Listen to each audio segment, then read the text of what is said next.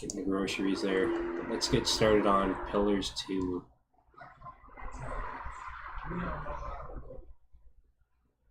Oops. That's fine.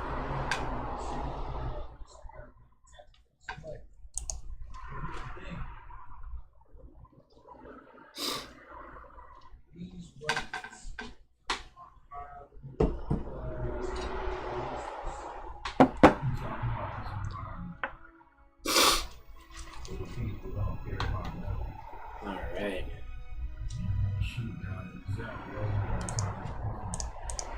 Can I switch it? Beauty.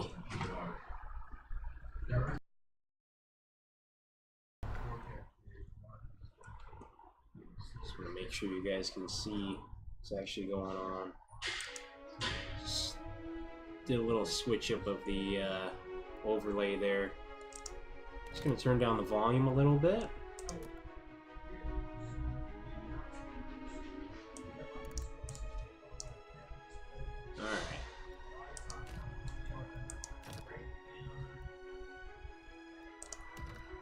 Let us load a little bit back, because last time I played this it was crashing out and you actually didn't see the level up or anything else that happened, so we'll go back 20 minutes.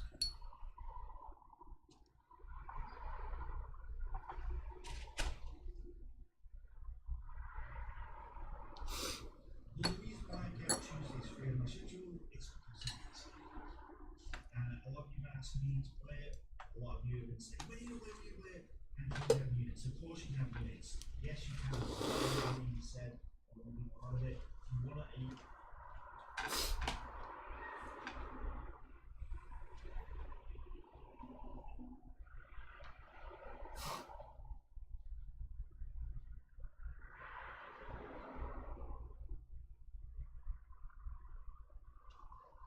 There's a reason why I kept Tuesdays free on my schedule.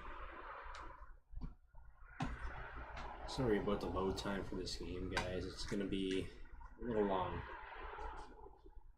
That was the same with the original, though. It's definitely worth the wait.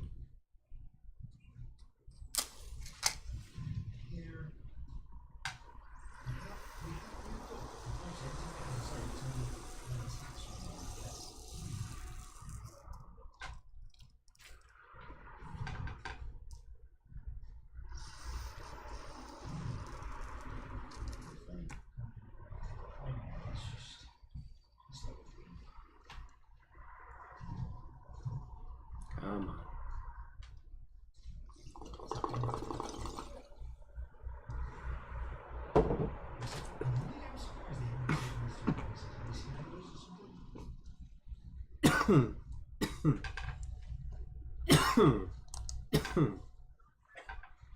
There we go.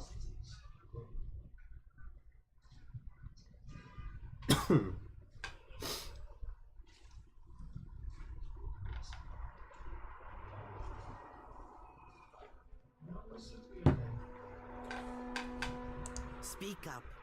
My business never sits still for long. Zaylee plants one hand on her hip and gestures for you to speak.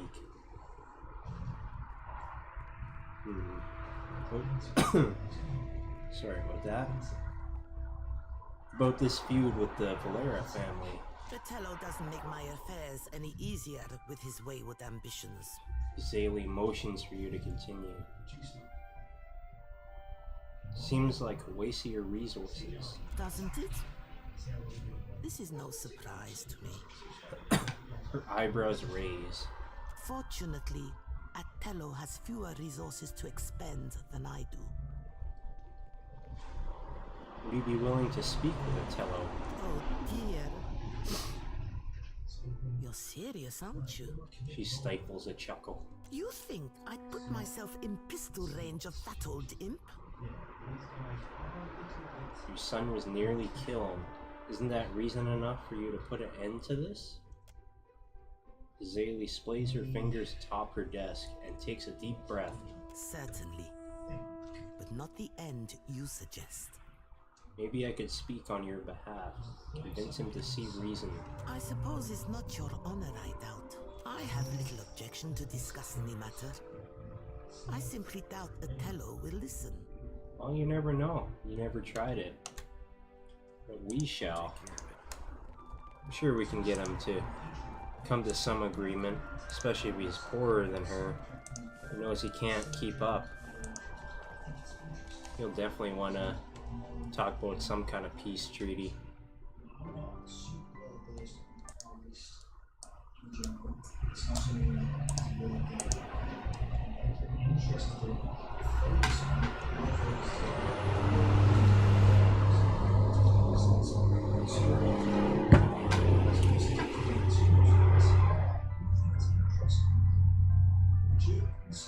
Giving Japanese support right until slightly after the declaration of war. I think that shows two things. One, Germany is still interested, even if it's only for example, learning new techniques and that from other countries. But also shows that Japanese of this war as much as expected. I get the impression that Japanese military is really leading countries to war.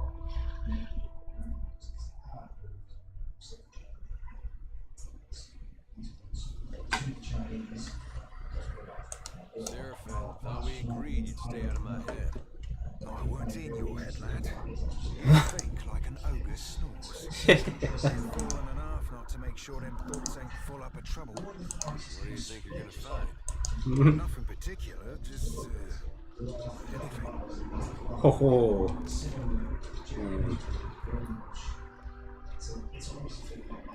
Alright.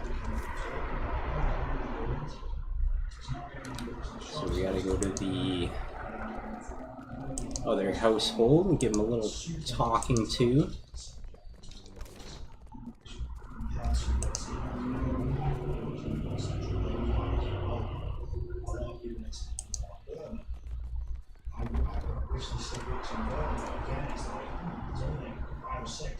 You're struggling to find too many on that campaign poses.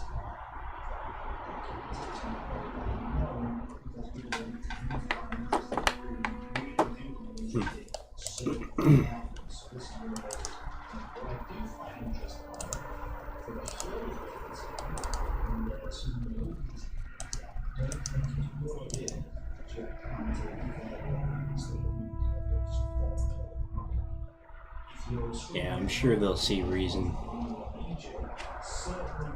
We may have to mediate it, but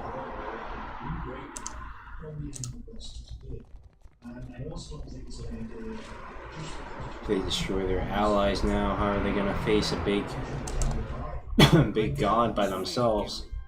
What would you do? Martino winks. He's not the one we have to talk to. Adu. Tello. Into the whole of the Valeris. Tello opens his palm. Maybe declaring war on the next days is not. You're having some kind of trouble with the family next door? The Valdato Bank shuts us out of investments and stifles our finances. This is the richest prospect on Europe, but we cannot grow our family business. Can't make coin at the expense of others? Now that's a crying shame. Eyes narrow. The priestess crosses her arms over her chest.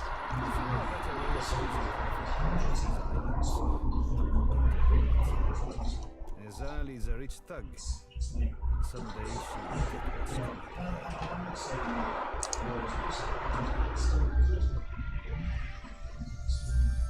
I want to talk about the Bardatos. if we must. What Frown. is it? Frowning, Tello beckons you to continue. Zayli wants to strike a peaceful agreement. After everything that's You not consider this? The Bardatos have nearly ruined us. Enough, Martino. I will not let our families tear each other's ribbons while I can avoid it. Exactly. Tell Azali to meet us here. She won't be lured into a trap. He nods to himself and glances around at the state of the house.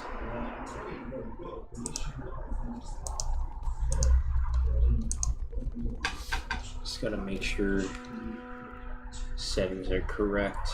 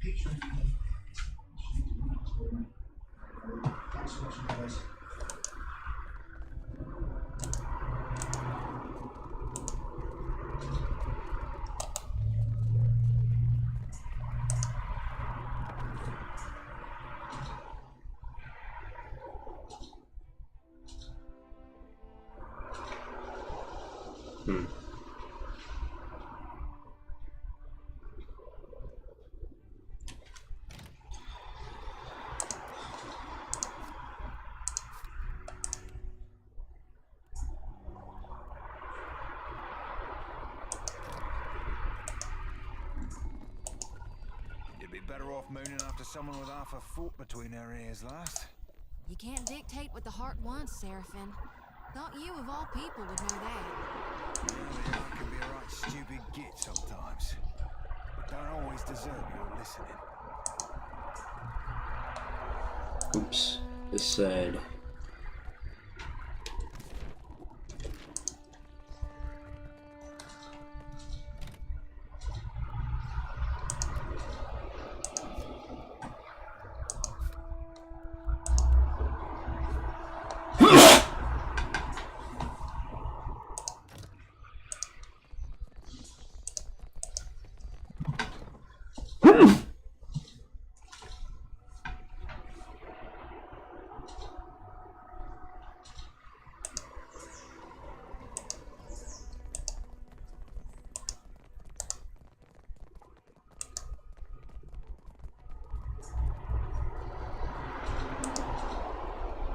Speak up.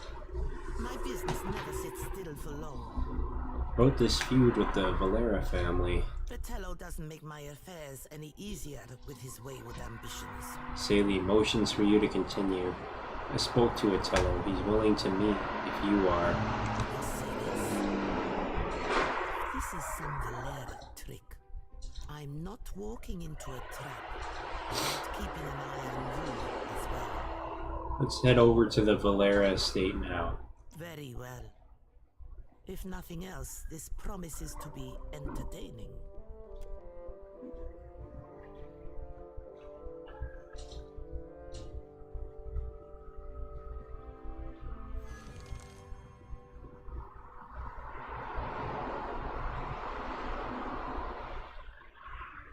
Artero and Valera representatives stand around the dining table wearing expressions of anxiety and resentment. The temperature of the room suggests no more humidity than when the discussion began. Do we need to talk about why we are here, or... You ran your bank like a crime syndicate. Some of us struggled to tell the difference. Tallow points an accusing finger across the table. We can take it up with the director anytime you feel like explaining why your children are intimidating my merchants. Saley opens her palms.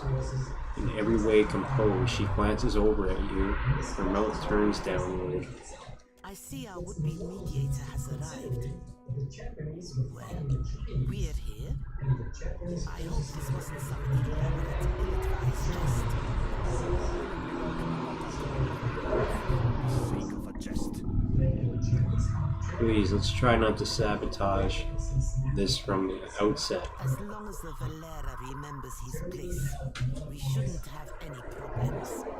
My place is in the dueling ring. Care to let the gods decide, Lady Baldato? Martino licks his lips and fingers the pommel of his rapier. Watcher, now would be the time to lay out your reasoning. With an open palm, he gestures for you to continue.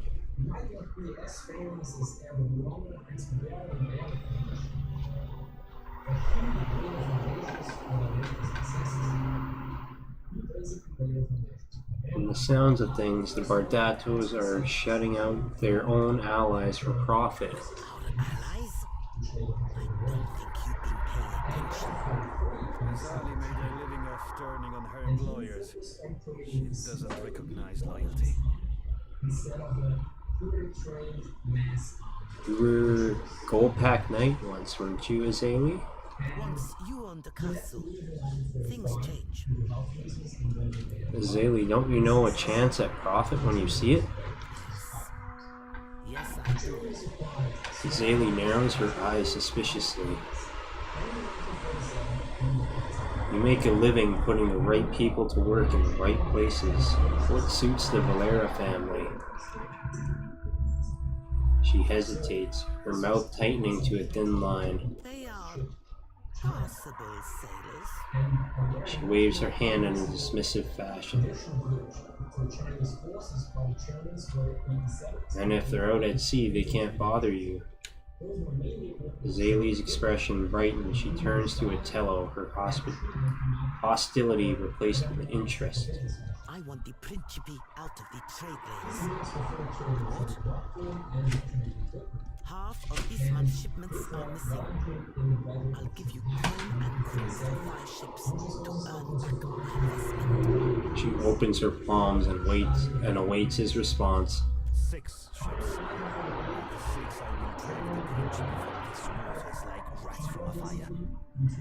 Otello straightens his spine and nods with confidence. Even money says the Principe already be shaking in their timbers at the raw thought of your 6 fish-stinking ships.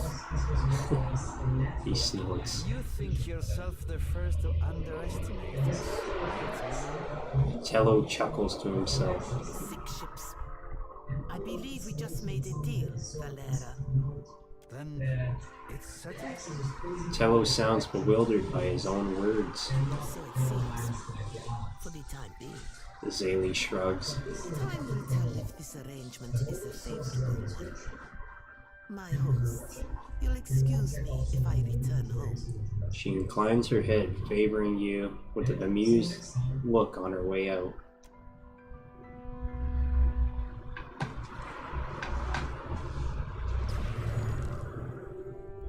Alright. Time to level up. Get our mechanics up. And physics. And I think we should go with a passive ability. What do we have already? Quenchable Bloodlust on Barbarian, increasing their action speed for a short time. Increases the character's reflex, defense.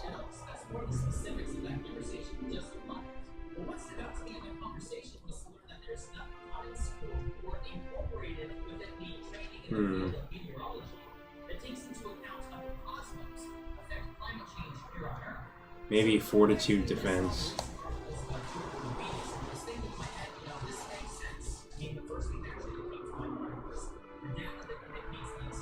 Ooh. Toughens the barbarian's naturally thick skin, raising their armor rating and allowing a more dominant combat presence. I think that's what we're gonna go with. We don't have a two-handed weapon.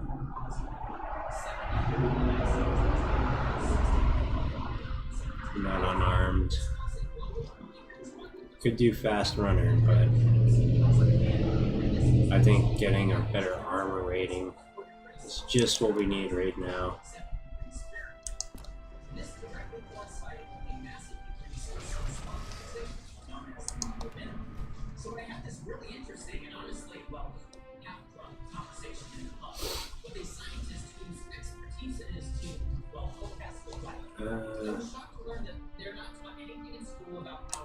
Gotta keep athletics up, and we will do bluff.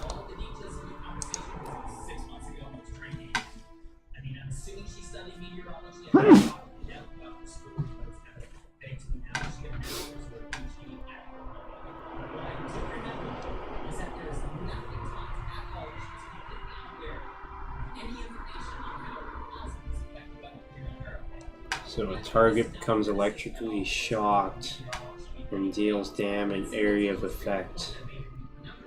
Maybe.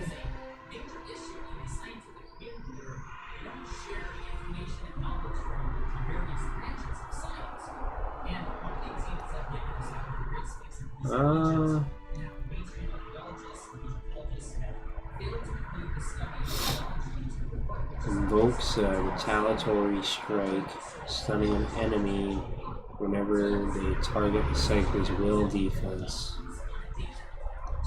So it's a defense mechanism. Maybe. Cypher is able to use the echoes of time to drive home strikes from their weapons, increasing their penetration.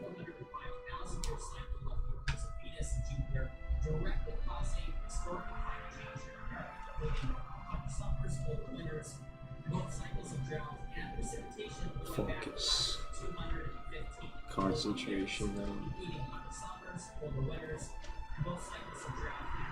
Fortitude defense, no. You don't have a shield. Bonus to will. This is the duration of afflictions caused by the Cypher. What do we have now? Longer blind. Shaken and confused. Yeah, let's do that then.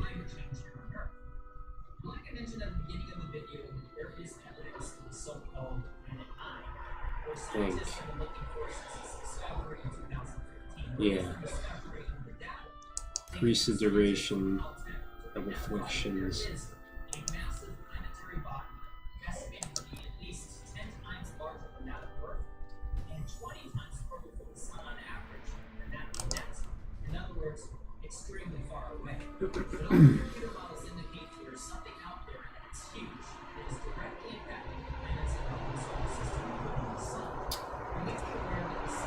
Athletics, and we will get survival.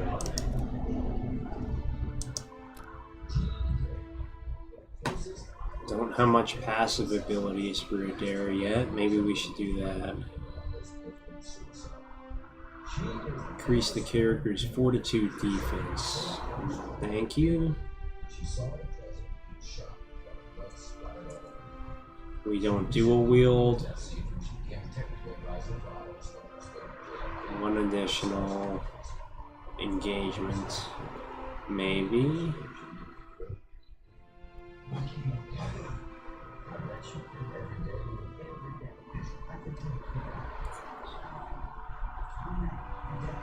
I think we'll go with one additional engagement. All is great, man. There's like no lineup, so walked around the park nearby here. It was nice. Got a little sun. Oh, you man, you eat some dinner yet?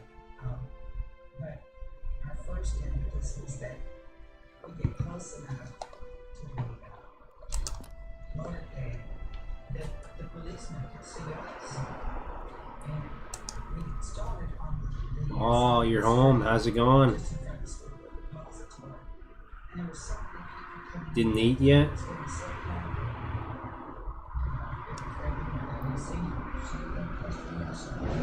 We'll upgrade our Arcana and our History.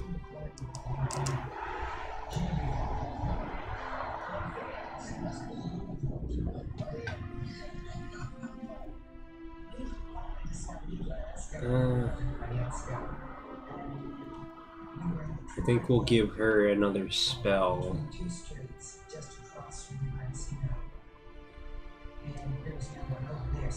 We don't need a trap. Maybe something for our allies. Priest clears their mind, spreading that clarity to nearby allies, thereby granting the resolute inspiration.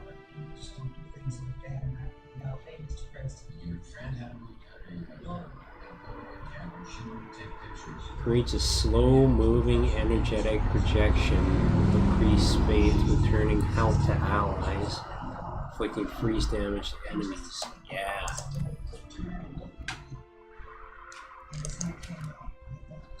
Oh no, not laundry.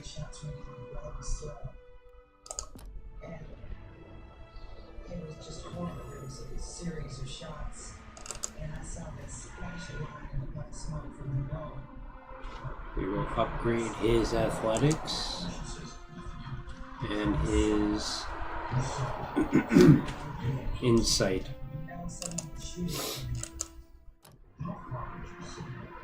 We'll also give Eloth another spell. I think we might do this one. 3 missiles, each pierce through the target and then leap into additional targets. It's quite a bit of damage, so we'll do that one.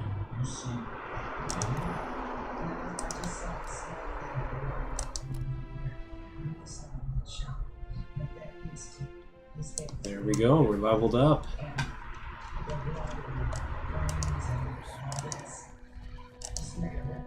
Now let's see what the next quest is.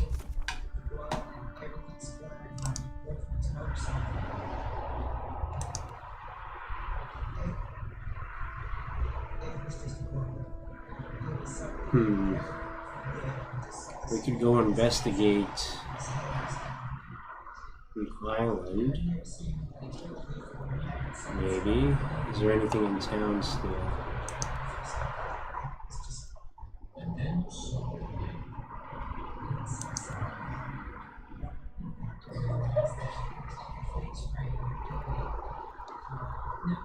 I don't think so. It doesn't look like it.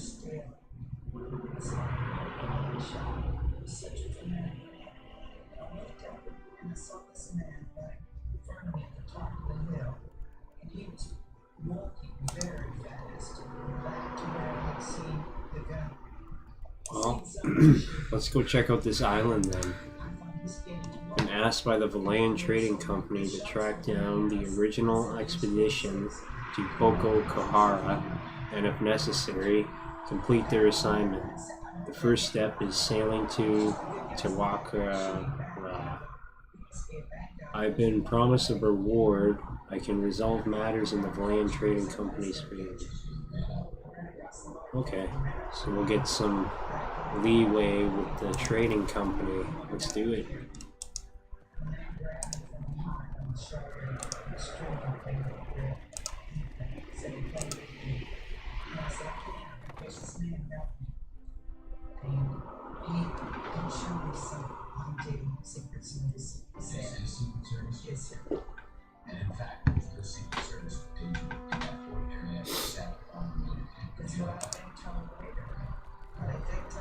Alright. Just make sure we got enough supplies. Oh yeah. Yeah, we're good.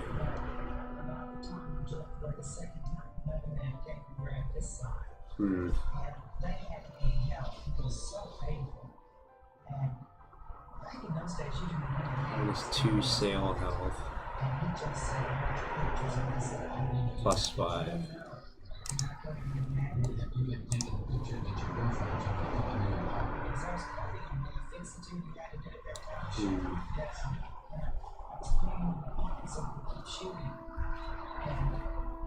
So these ones fire a little further, but they do less. Well, they do the same damage.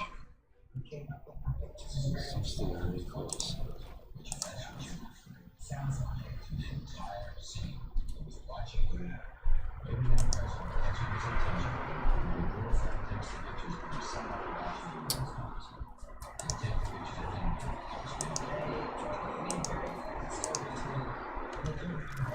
Try and get morale up a little bit.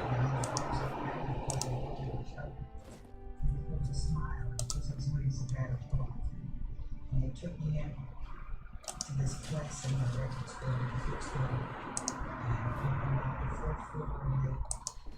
just open the door and shut the window, and there are these men sitting here too, at a window overlooking.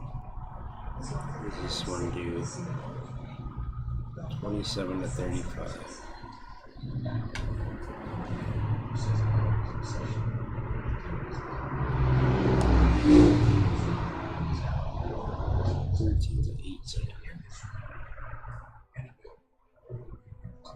That one's two-handed.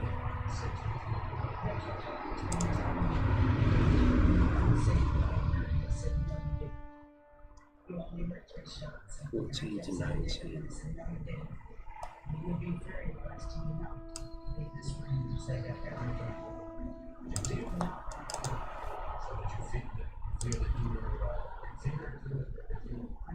All right.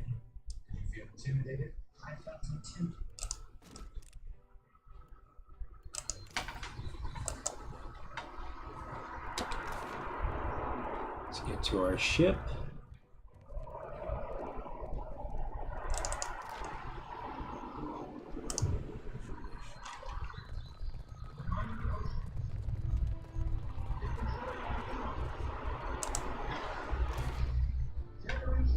Wow.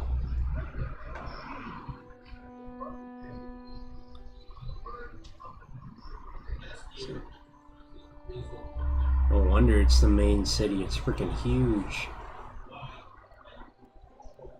Alright. Let's look for this island.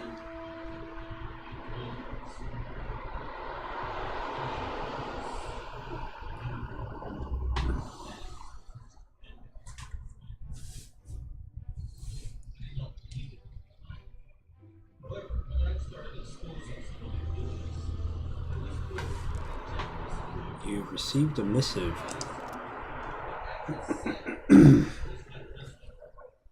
It's from Staltwart.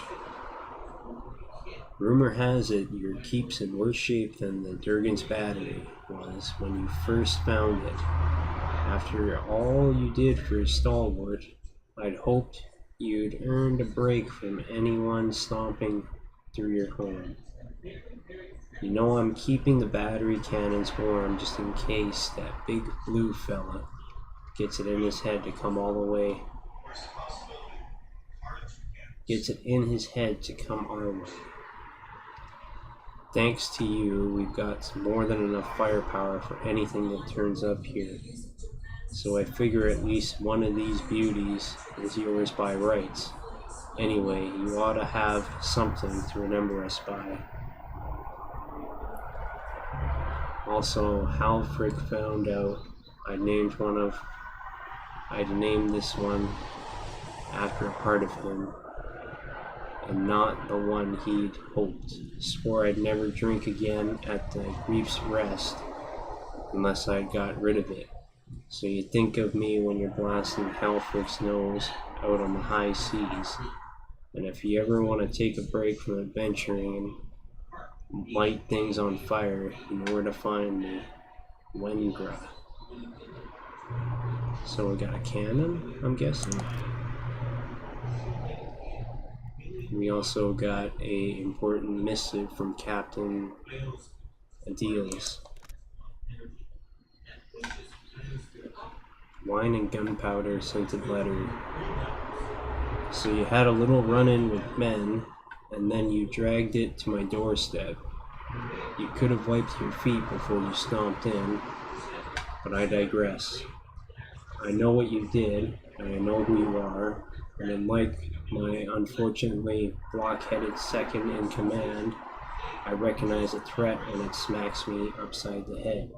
So, this is me, Captain Adils, warning, commander of the goddamn new Principi, leader of the second largest fleet of pirates in the God's fucking Deadfire, inviting you, terrifyingly powerful and strange watcher, to come and meet with me under the strictest parley at Fort Deadlight, which is to say, I promise not to gut you when you arrive for dinner and drinks. Looking forward to having a little Earthside chat. I would like to offer you a partnership of the most glorious and glorious variety. I scratch your back, you gut my enemies from hip to jaw. We laugh at their deaths over a bottle of our finest rum. Oh, and when you come, bring some candied nuts. Your newest and dearest friend, Adils. P.S. This is not a trap. I highly doubt that. Sounds like a trap.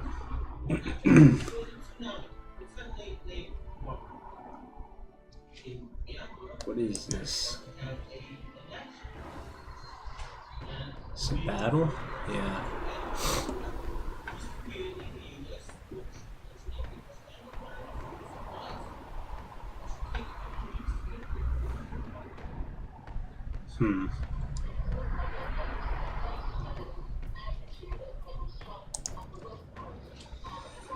The vessel keeps its distance, skulking about your periphery like a feral cat outside a slaughterhouse. It makes no attempt to hail you. Huh. They don't have much of a crew. Let's take them out. Let's close the board. The crew mutters nervously as you give the order to charge at the fire. Will be exposed to raking fire at the risk of casualties. No, we'll lose too much. We'll shoot them a bit first and then we'll board them. Defiant beats to windward, tackling between port and starboard with all appropriate speed. Your ship is faster and your crew is better prepared. You secure the wind gauge before the Silver Winds crew has the opportunity to come about and claim it for themselves. We'll go full speed ahead. Chupek and Aura the Mad clamber up the main mast and unfurl the remaining sails.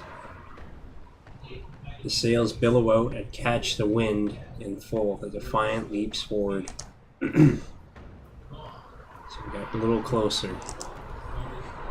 The enemy crew scurry to their stations in preparation for maneuvers. The opposing captain swings the Silver Winds to port.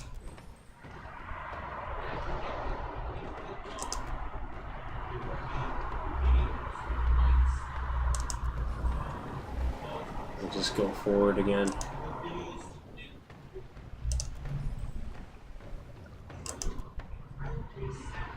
The opposing crew scramble across the deck as their captain orders them to new stations. So he's moving men around. Move the sailor from cannoneer to deckhand. And switch the cannoneer around.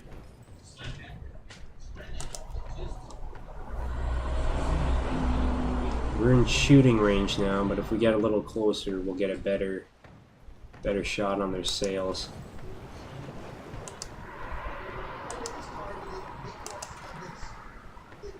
They reverse course. We got the wind before them again. Well, we'll keep going.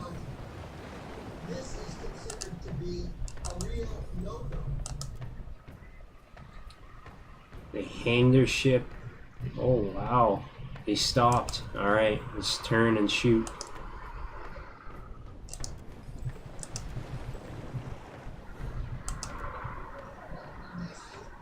Crew of the opposing vessel hurry to take their positions at their guns.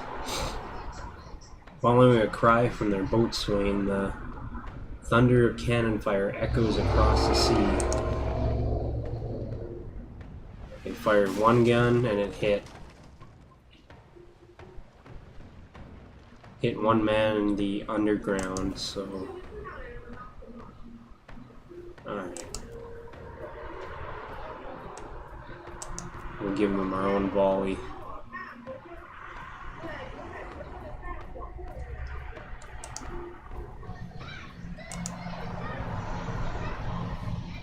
Targets enemy ship above deck, crew, and has a low chance of dealing sail damage.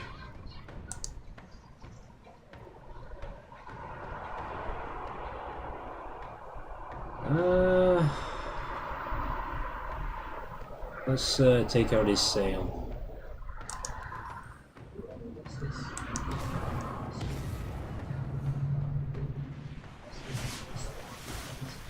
Oh, miss.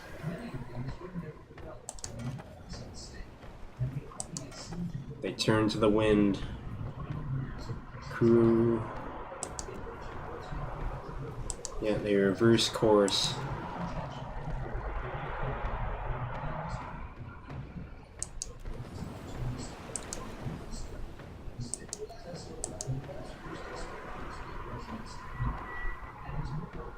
So they got the wind, and they closed the distance by 50 meters. They're still reloading.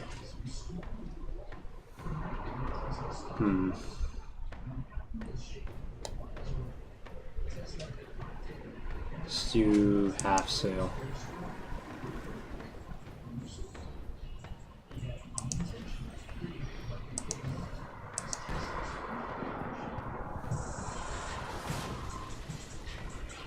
Four damage to hull.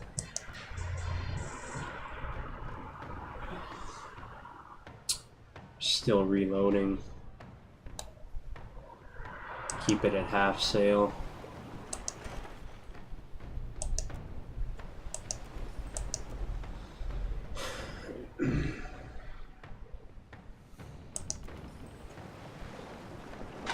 Turn to starboard.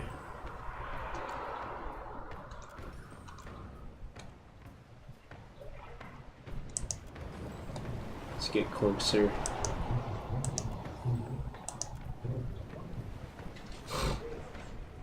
You hear the shouts of the enemy ship boatswain over the sound of the water, ordering the crew to their stations. Sailors climb the rigging like spiders to let loose the sails.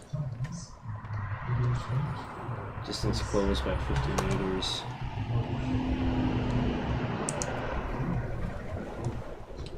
Do a turn. We will fire. No, we will not. Turn around. Use the other cannons.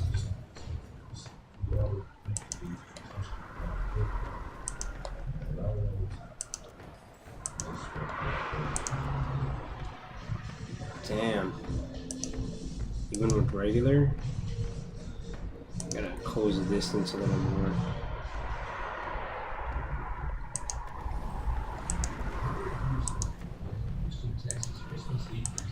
So they came to a stop. I want now. There we go. Or was this by a regular cannon shot?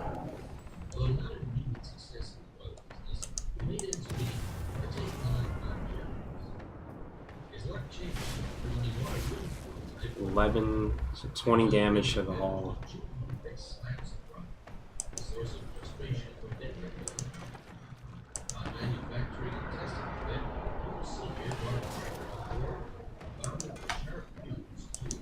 They did 7 damage to us.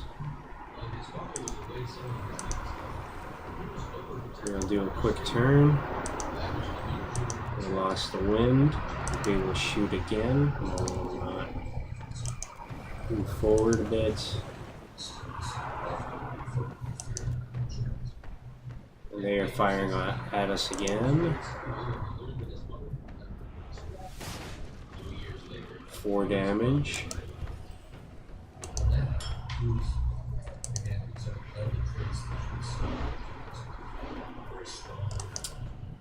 It's too low. We're gonna turn around again.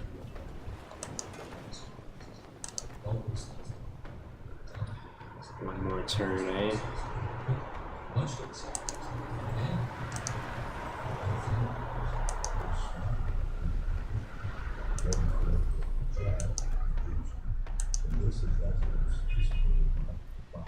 Another cannon shot.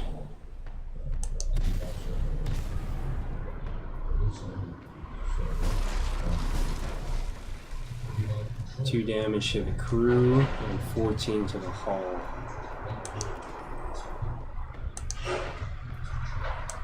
He stopped. Oops, wrong way.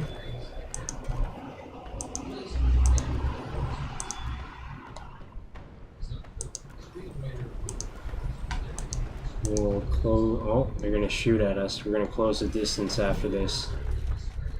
9 damage to our sail.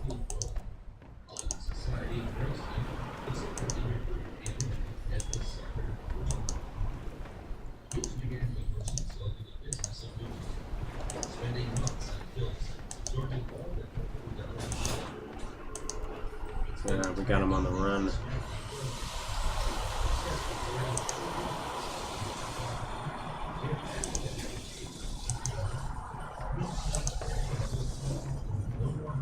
He's gonna shoot at us, and he missed. Fire the cannons.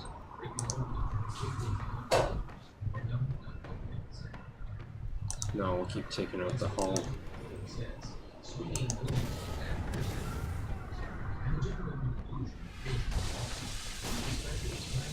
$12 to the sails, nice. 9 to the hull. A couple more hits and we got him.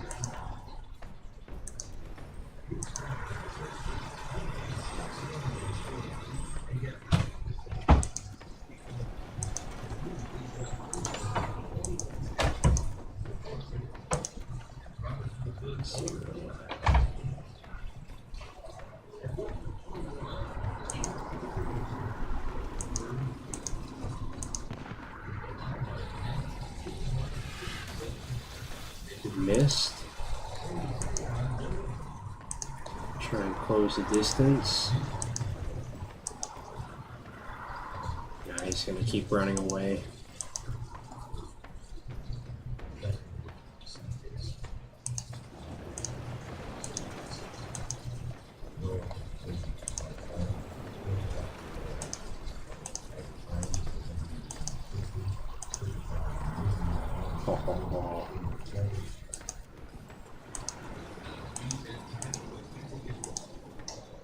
He's moving everyone around now.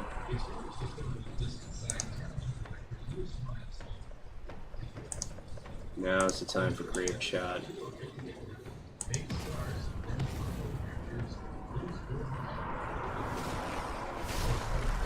Sails are gone.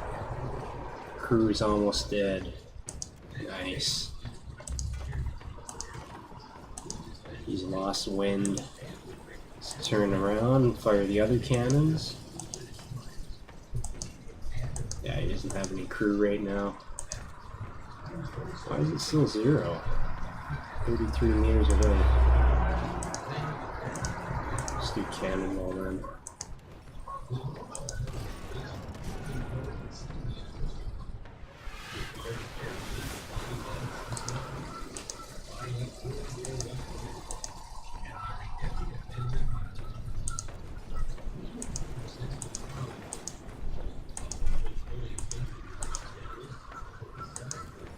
Let's move people over to the cannoneer. Let's brace for impact.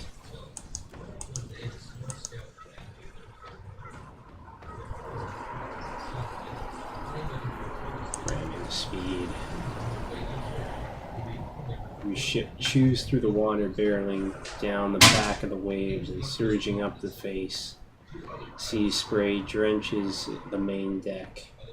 With a deafening crunch, the Defiant and the Silver Wings collide, sending shards of wood and enemy sailors flying. Ooh. He's got 6 health left. With a rousing cry, your crew throw grappling hooks and boarding planks across the gap between the 2 ships. They stream onto the deck, weapons at the ready. The stunned enemy crew rally and meet your sailors with the resounding boom of gunfire and clang of steel on steel.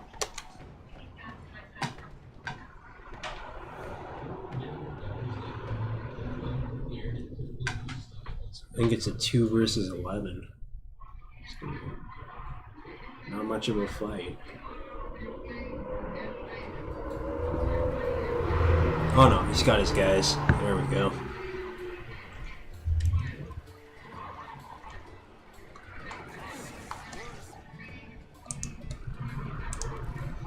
Gotta get his shot off from a priest.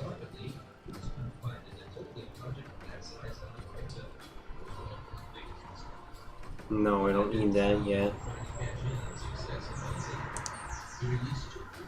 We need to get rid of that priest.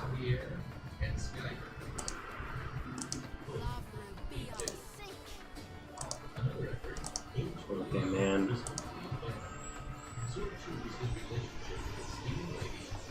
And we will blind that man. Switch over.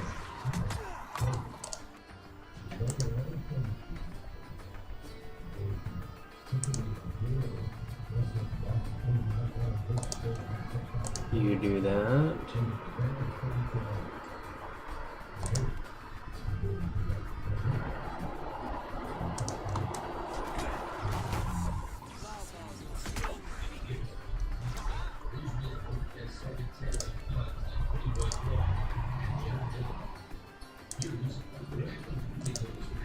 Have him switch.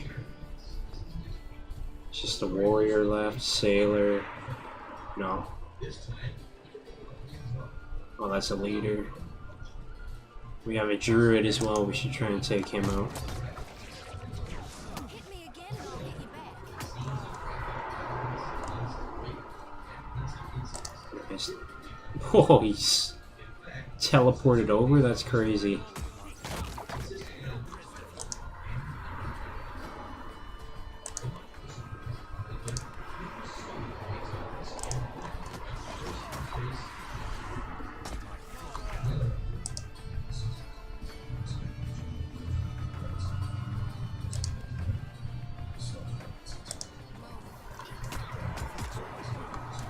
Oh.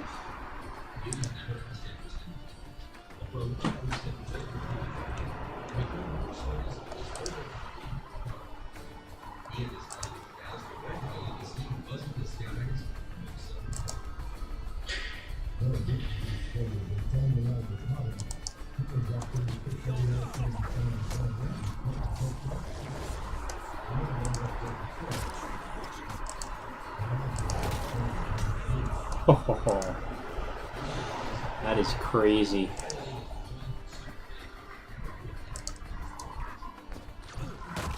Whoa. Damn. That was intense.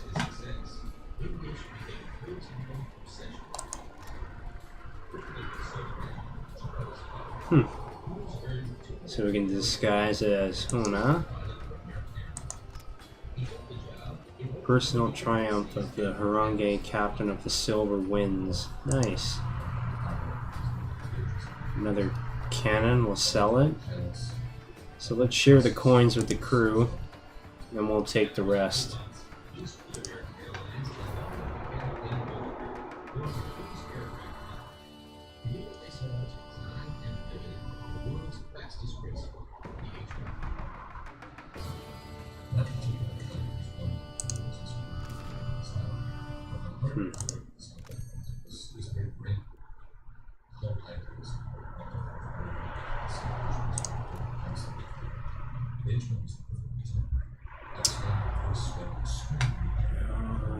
What were we going to sell? Stiletto, pistol. We'll keep that just in case. Two-handed. Sell one of those.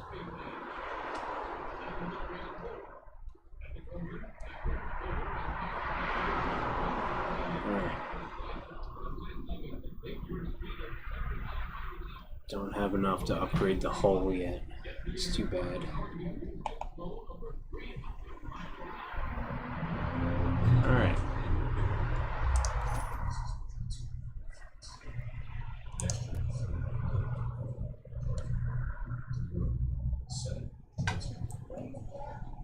we have room in our ship? I don't think so. No, it doesn't look like it. 2, 3, 4, 5, 11, 12. Looks like we're at our max.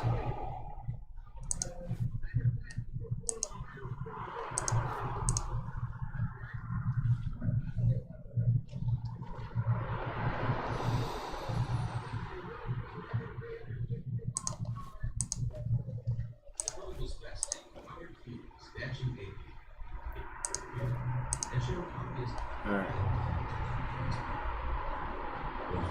We're gonna need more medicine.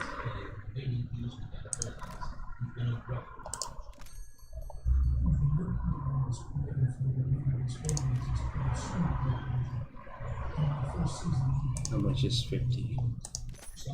Alright.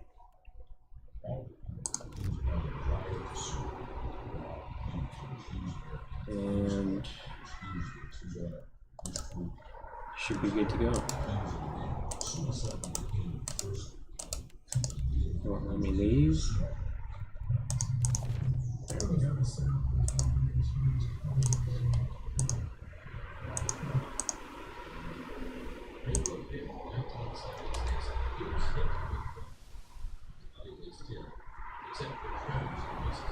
Ooh, what was the name I was supposed to go to?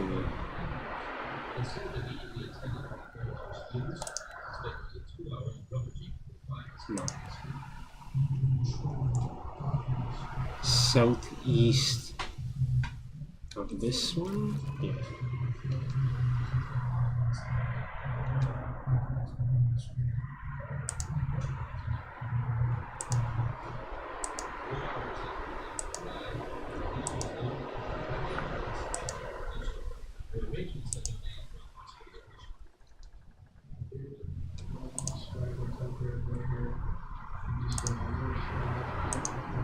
What do we have here?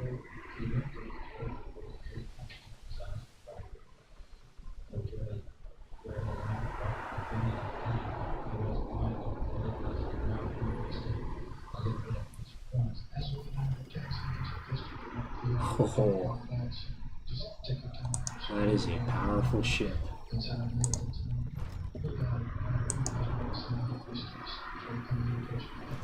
This game is very, very fun. I would highly recommend it if you were thinking of picking it up. You can play it at your own pace, like pause the combat whenever you want. It's awesome.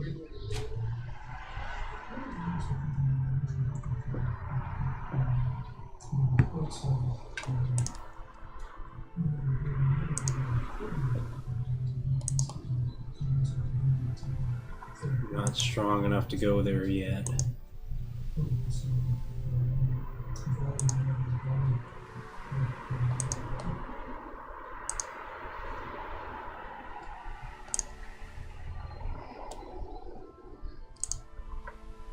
Save your money. This is completed. It's a waste of paper. If this was a diary written at the time, it's not. It's a memoir. How do you show it? Let's put this one. Do you remember? Nice.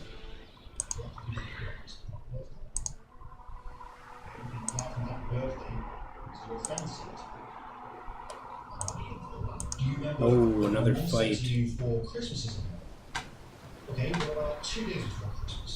Do you remember what you watched on TV on the 27th of July 2008? The reality is that human memory is bad at remembering. I think we should try and fall back. Because of this, We're pretty far away. We might have a chance. We definitely could take him, but he's definitely got more guns than us. It's pretty risky. Order your crew to flee with all possible haste. The enemy vessel recedes behind you until finally it disappears from the horizon. You know yourself that in most of our things, the Aww. But that is not the only reason. Oh, we're just gonna have to charge him. Soldiers to hold on has reached the extent in the last weeks that we had never Damn expected. it. No soldier or officer speaks today of Ivan these veteran terms, which used to be quite normal. The Red Army soldiers proving himself more from day to day as a master of close quarter fighting, in-house fighting, and in camouflage. Our artillery Full speed ahead. version of the enemy out of occupied ground before every attack. Turn. Try to get the wind. We gotta close some distance if we're gonna fire at them.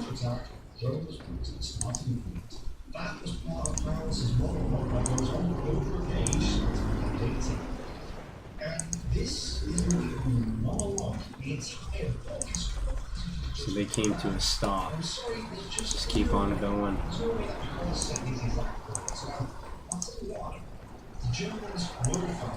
Alright, they got wind.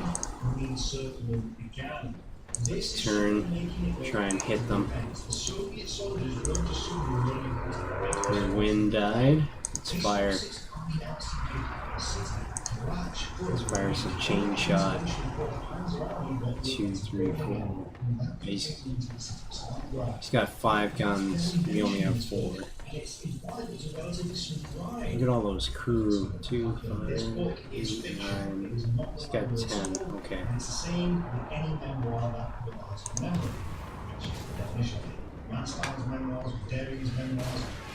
Yes.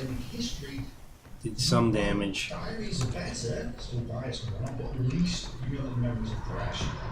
Retaliation fire. Let's see. 2 shots. Ooh. 2 hits to the hull. Let's use the other cannons.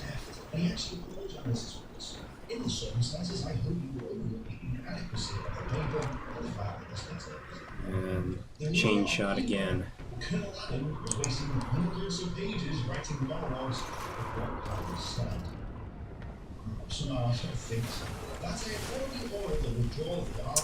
It's just hitting the crew.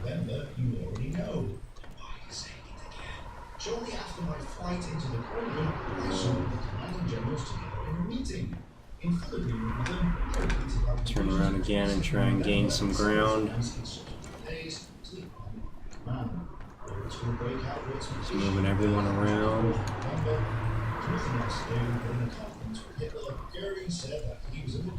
He lost wind.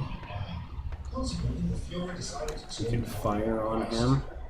Yeah, he's got 3 cannons on this side. We will go with grape shot then, try and get this crew damaged as much as we can. Come on. 7 damage to hull. Damn. I think we might have to run away from this one.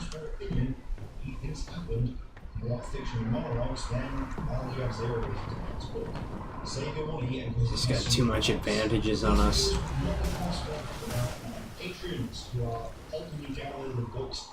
Damn.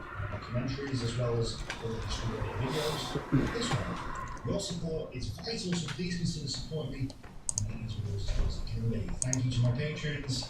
As always, you guys are awesome. Thanks so Come much, on, everyone. take out his sail.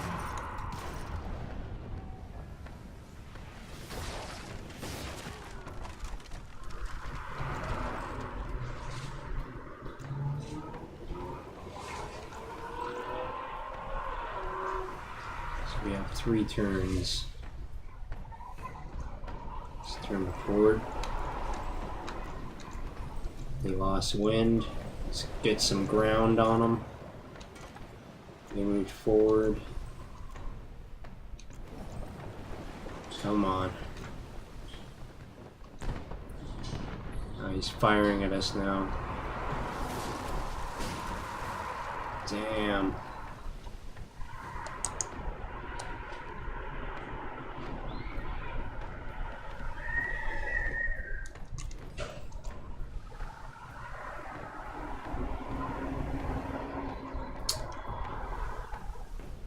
Let's turn the cord. Try and shoot. Just come to a stop. Fire our cannons.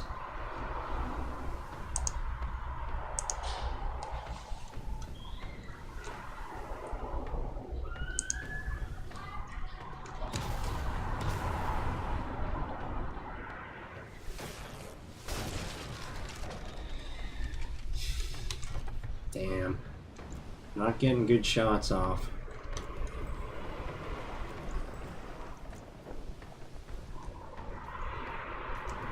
Just moving everyone around. Damn.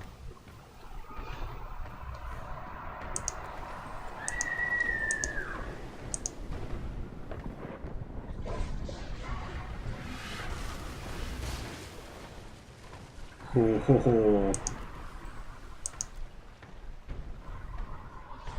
I think we're done, buds.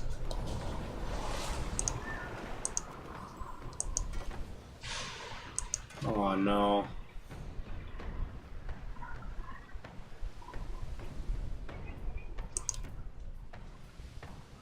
I think they're gonna try and board us. Just want one more shot off.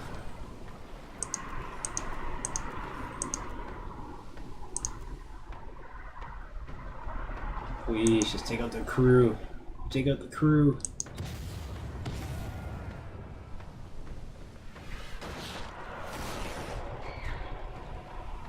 Sails are on fire. Alright. I wonder what that does. Oh, we're dead.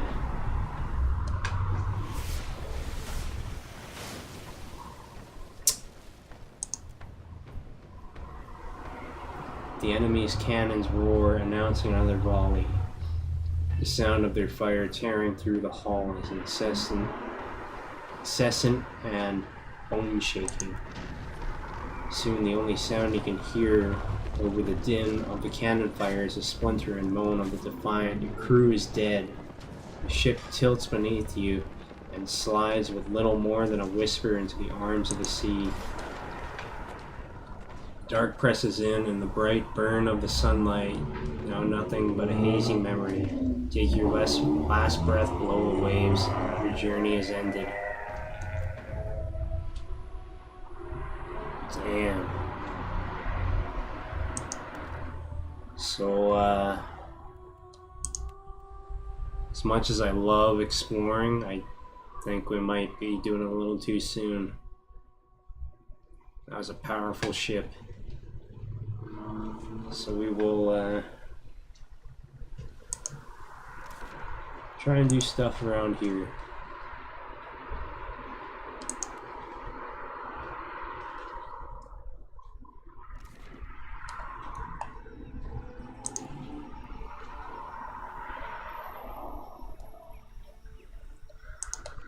Got a camp up here.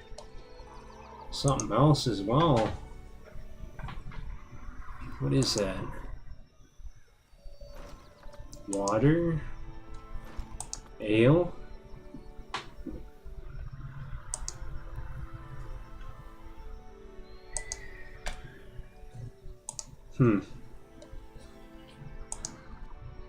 What is this? You notice a small pavilion containing a large, weathered statue of stone a little ways off the path. It appears to be a Huna shrine.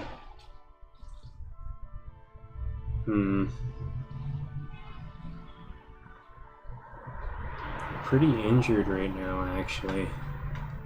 Let's search, just in case it's an ambush. Definitely a dare. The statue and the surrounding area is clean and maintained. Locals likely visit the shrine frequently to keep it that way. You look around but don't see anyone nearby. Let's approach and identify. We will use Zodi. The statue bears the shape of a nude woman with the head of a monstrous fish. It portrays Agati, the Huna rendition of Andhra. An inscription runs along the shrine's base. The surf smooths stones, but also crushes them into sand.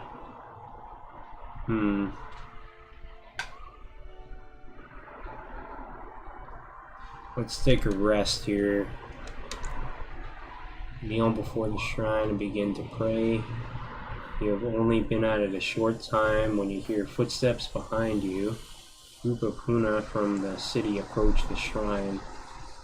Armed and armored, they clearly make the pilgrimage prepared for bandits. Urka, what are you doing here? One of them asks you, openly scowling. As you stand to answer, another Amuna speaks. For what do you yell at them? I say this worshipper is from the islands as much as yourself. At first scowls. He doesn't look Huna to me. I only come to pray for respects to the goddess for the safe travels of my ship. Allow me to do so, and I'll be on my way.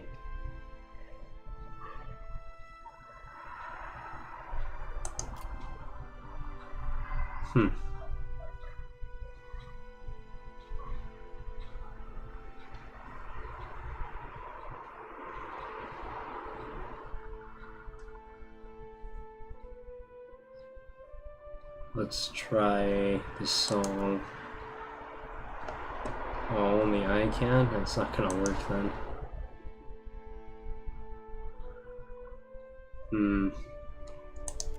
Who could speak for us? Well, none of them are Amuna. Let's try the song then.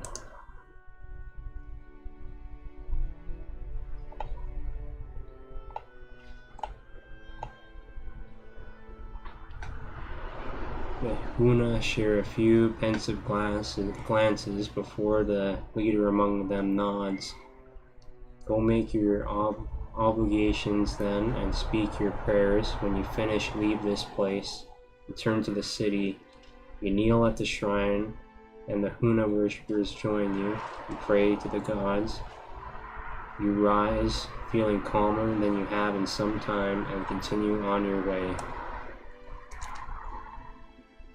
Do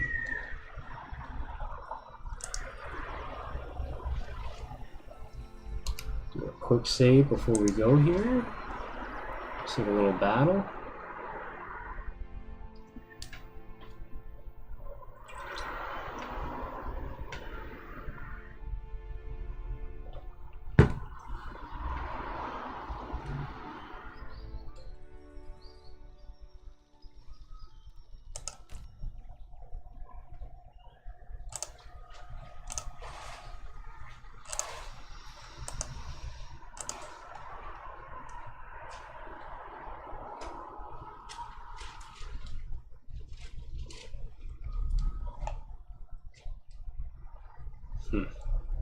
Alright. Take a quick rest.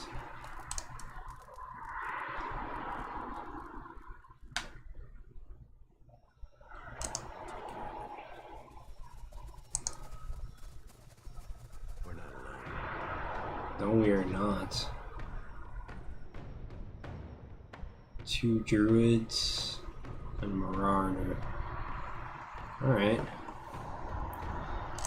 Well, we got a couple shots off first. Get him to fire at the druid. We're to attack the barbarian. There. And to shoot the other druid.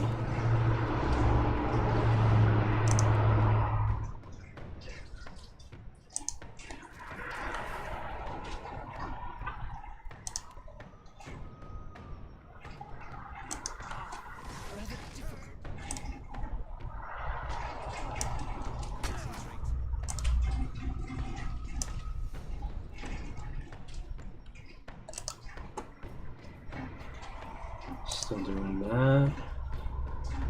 Got a shot off. Alright, let's there's no druid nearby. We'll try and take out the barbarian then.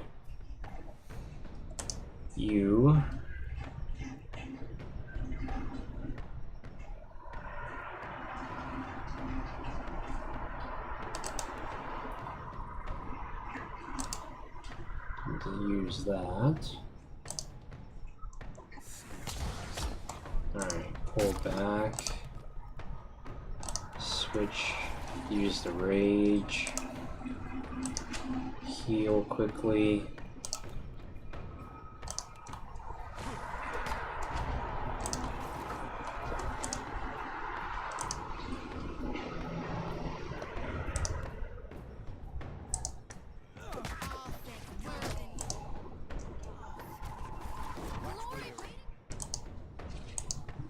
Take out the druid. Actually, let's do that. Ooh.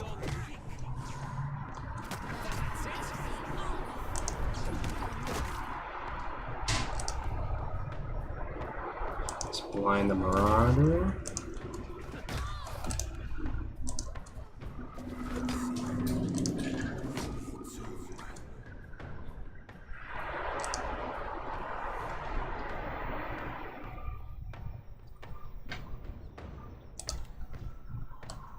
Oh yeah.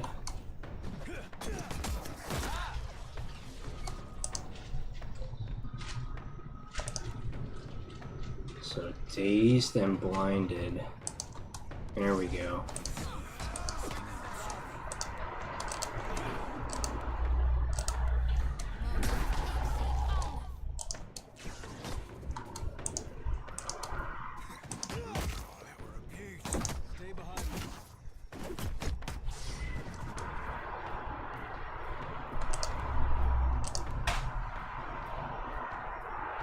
Damn. Alright, just focus on the druid. Thought we could do a good shout there. Not enough damage. Alright. The first successful encounter in British history. The first successful raid in Rome. The first use of morphine by regular soldiers. The first use of the stem gun. The first parachute drop from enemy territory by John Frost, the guy I wonder why he's standing up. to the armor bridge. And it's Gives +1 to an attribute and skill determined by the user's class. Wow. It's a good ring. Nice. Hatchets. Not the armor. Alright. The rest is going in the stash.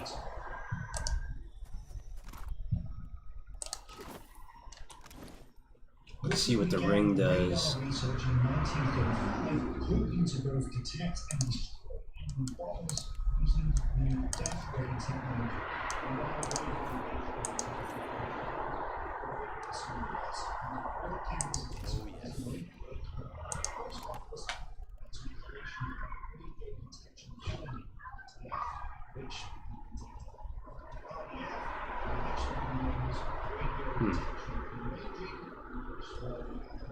So I think our constitution and might went up.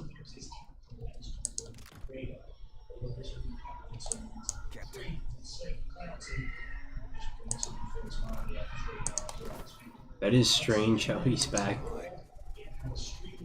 He's just standing there. Oh well.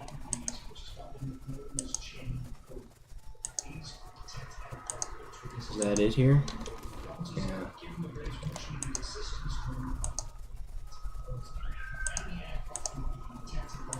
Huh.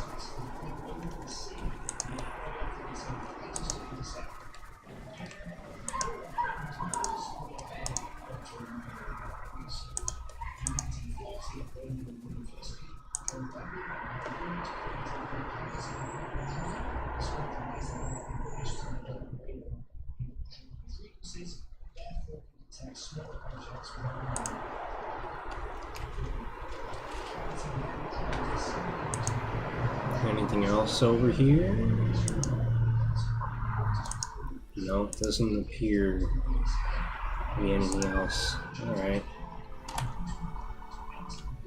Did we explore this whole island yet? No. It's the top half.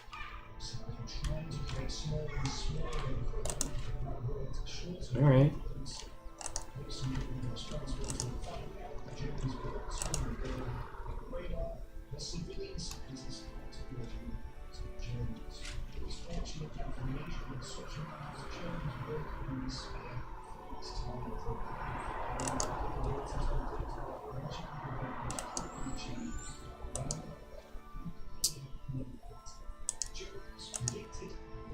Well, it appears we cannot do that one yet. Way too high of a level. We will check out this though. Una tribes traditionally heap their dead onto pyres or give their bodies to the deep sea, but mounds like these suggest that Ragnar's honor, wealth, and distinction were buried nearby. It's not really a good idea to dig all that stuff up, especially near such a big city. Damn.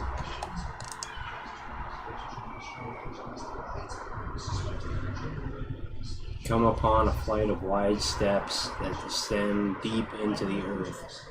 Chill air radiates from a dark doorway at the bottom of the stairs. It smells faintly of dust and cold stone.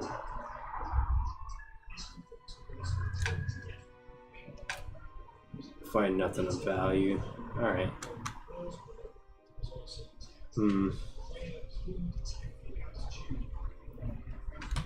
That was 4 hours.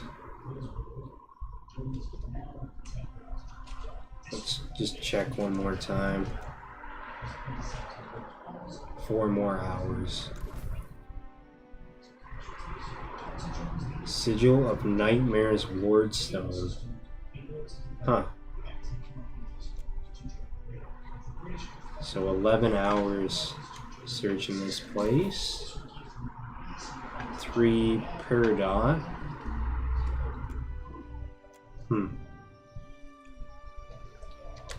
Let's check out that ward.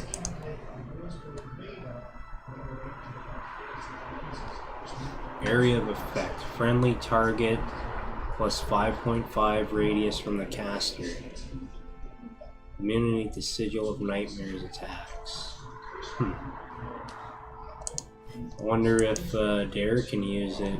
Oh, it's a quick item.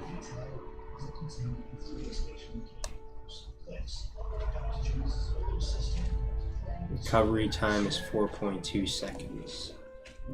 Alright.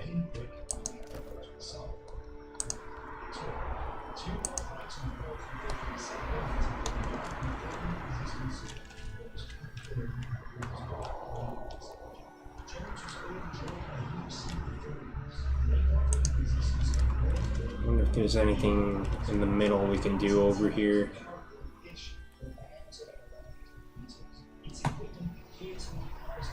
Yeah, I think when you fully discover an island too, you can rename it to whatever you want.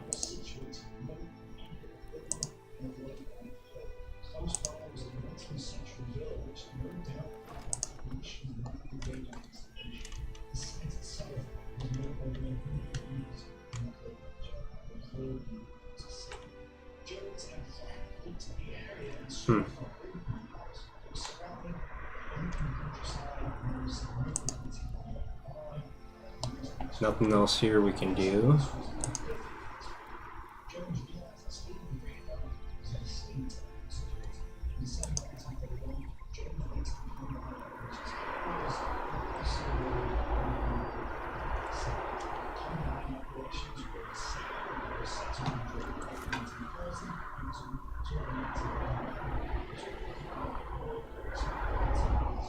We'll try and level up and then we'll go and do the goods and services quest.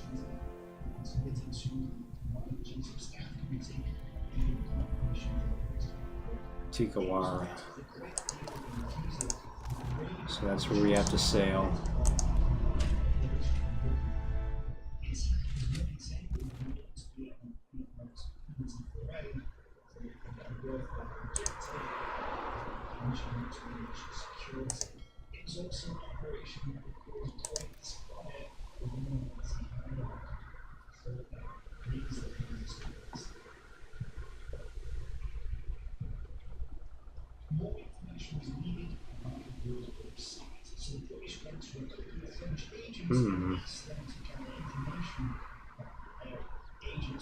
No, we won't check out that island yet. That is interesting though.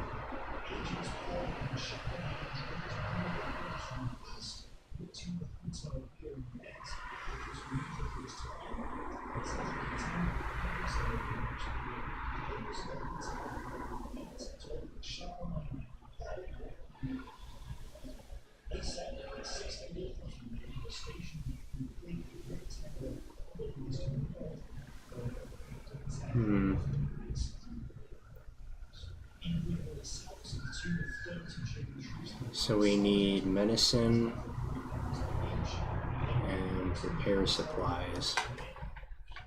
We'll try and find some on the island. If we don't, we'll buy it before we leave.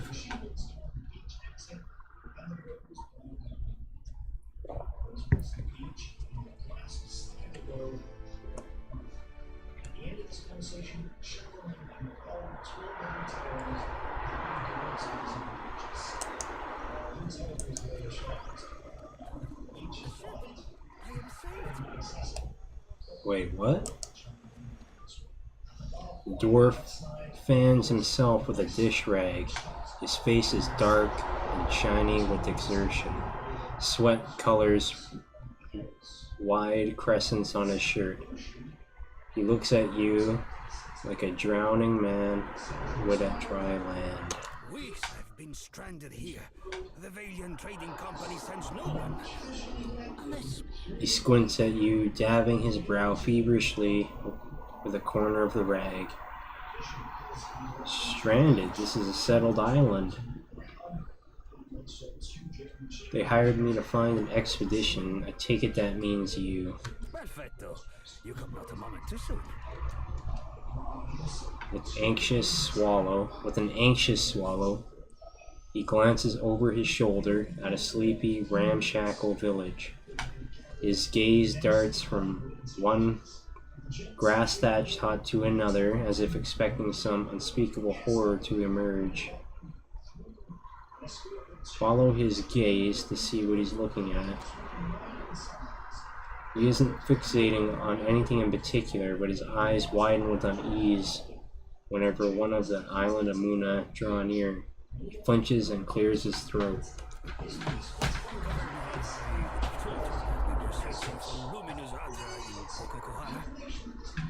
She sure did. I worry that Duano, the local chieftain, gave Captain Bez and my crewmates a false lead. He knots the rag in his hands, pulling it taut. Go on. Was meant to return. This would be still Walter's hack. Duano was the last to speak with the captain before she set sail. He squats in the hut northeast of that pitiful market. He nods toward the gutted hull of a ship. I would have joined her, but my stomach. Something did not agree. Now it is weeks since they should have returned. I'm only the galley cook, not a search party. He nurses his stomach and winces. Vector, isn't that a Valayan name? Our group. My grandparents gave up their nomadic ways when they moved to the republics. But I see the appeal of staying in one place, one safe place. He dabs at the back of his neck as he glances around.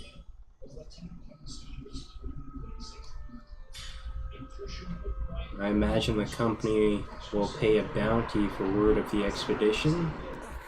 Did they not explain when they sent you? He purses his lips, but waves the matter aside. Payment is assumed with the company. They are quick to buy what they do not have. He nods, the first sign of relief, showing his red-rimmed eyes. I need supplies. The captain left all but the essentials with me. I have sustained myself trading with the villagers. They cost me, but I'm almost out of ale. He gives you a weak smile and shows off his wares. Well, we're gonna pick up an extra rope and grappling hook. And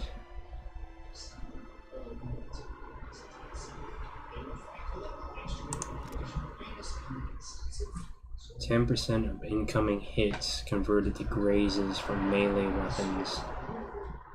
Wow.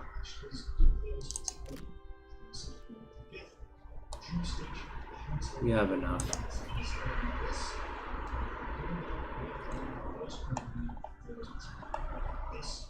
Alright. What are we gonna sell? Sell that.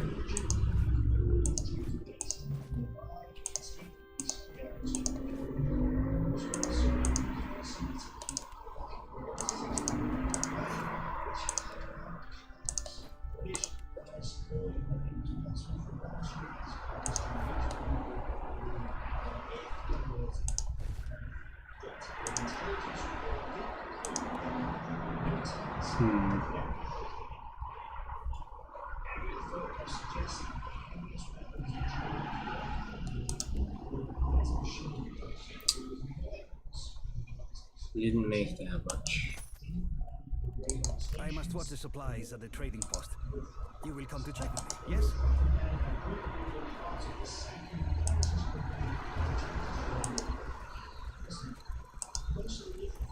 Village dwarfs. Hide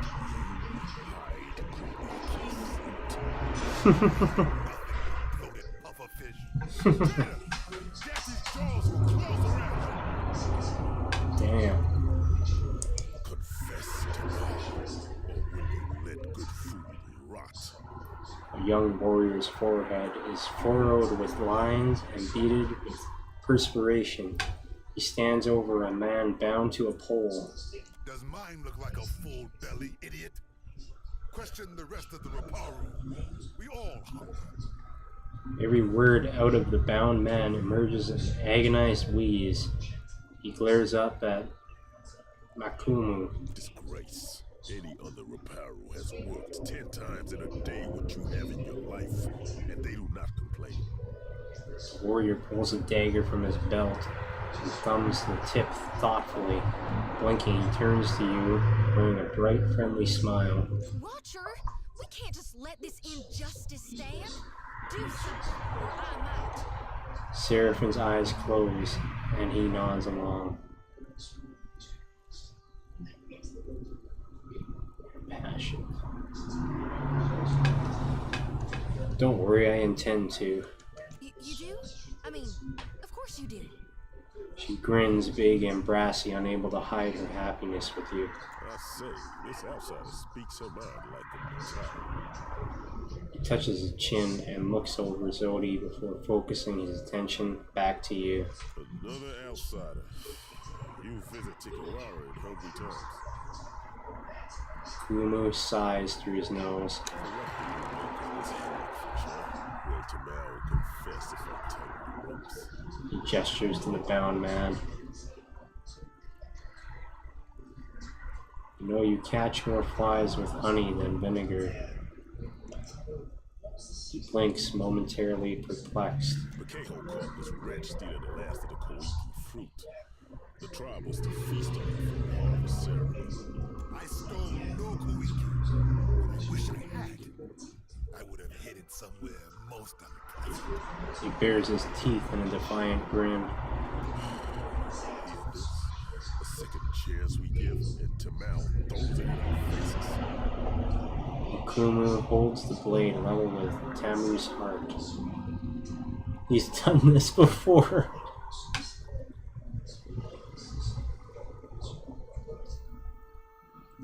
Lied and stolen?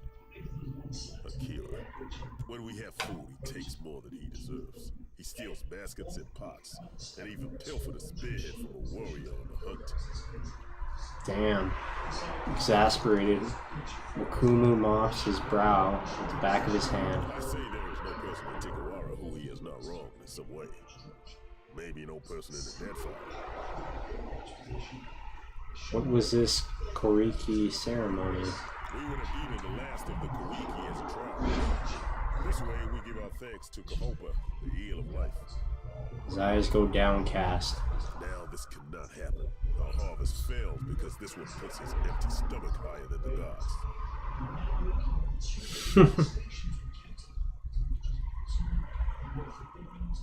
Did anyone think saving the seeds might be a good idea? This is not done. Makumu furrows his brow at you. Super fruit, seeds, and all. This is how we pray to Cahopa for bounty. I don't know if we have any of that fruit on hand. Let's see. I say, missing food is not the problem. Tamao betrays the tribe, dishonors the reparo, denies all of us Cahopa's mercy. He winces as if ashamed to even discuss it. And he will surely wash back into our nets as a mudfish in the next life if he does not tell us where the Kawiki fruit is. He raises his voice again, just to be certain Tamanu hears it. What do you say, Tamanu? I say I deserve what others have in plenty. Shade, a full belly, a moment to kneel on cool sands.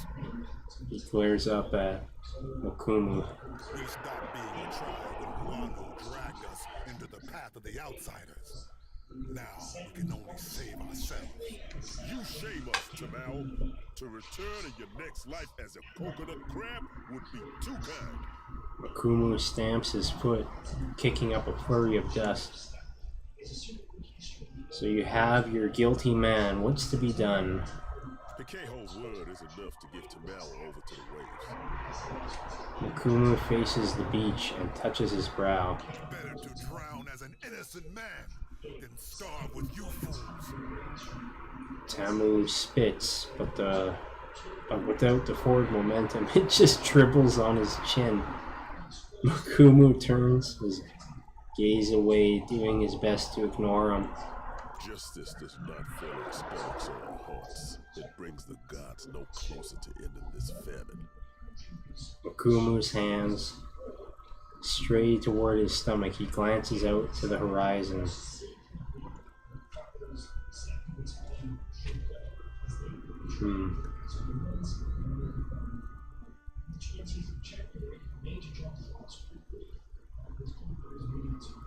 I owe the gods a favor. Your Koiki is as good as found. Akira, you would do this? I say, our Ranga will dedicate the feast of the last Kawiki to your name. Claps you on the shoulder, leaving Tamu all but forgotten. Until the Kawiki is found, I will delight in prodding this stubborn eel for answers. He touches the point of his dagger, his lips spreading into a broad grin. You are free to question him in your custom, I say. And Peheko, he tarries often by the beach.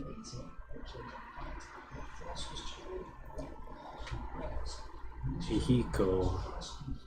Alright. I'd like to know about the village.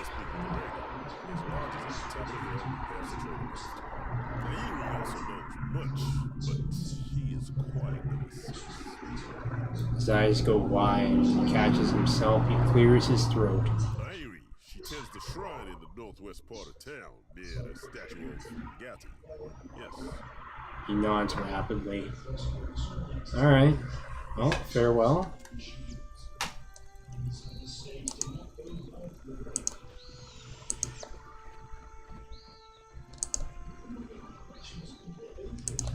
That's a hut. I'm looking for the trading post.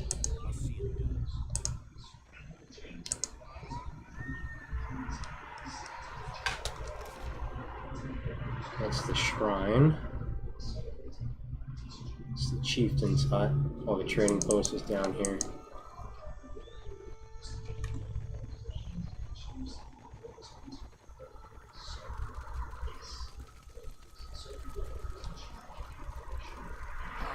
Filthy lizards. Even here, I always smell them. The woman stands outside the half-finished building, arms crossed as if in protest of any shelter it might offer. She looks like she's scowling, but the scars on her face make it hard to tell. An outsider in Tiquara? Who are you, stranger? Her hand strays toward a hide belt clenched tightly around her waist. I am Juan Valdez, captain of the Defiant. A captain? If you had sailed downwind of the island, you would have moved on, I say. I tell Ranga Ruano that the stench of Tikawara will drive away friend and outsider alike. And you smell it? She flares her nostrils and grimaces.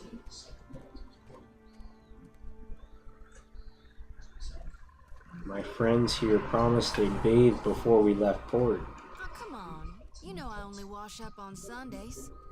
She winks at you, but the effects partially ruined by the when she catches up to brush some dirt and twigs out of her hair. At least they're from a recent sparring session, probably. Adair nods in agreement. Seraphin's eyes close as he nods along. I speak of the Lagerfeld. There is no food on this barren island that those monsters do not steal. Her scars are like seams, tugging her face into a scowl. Yeah, but how could you say no to those little faces? Always they circle our village looking for weaknesses. She shakes her finger, making an argument she seems to have made many times before. I push the cage with the young ones farther toward the beach, but I smell them even here. You plan on doing something about these pests? No. It's no wonder they come here when the beach smells like a Logfeth hatchery. Better to keep them under our thumb than sharpening blowguns, I say. A week ago, I tracked a fish to Hoina Ravine, so I challenged the Mataru to a hunting competition. My mother's belt for the brood mother's head. Grinning, she thumbs the hide belt slung across her waist. It is not every day that newcomers land on our beaches. What say you show me how outsiders deal with Lagerfeld?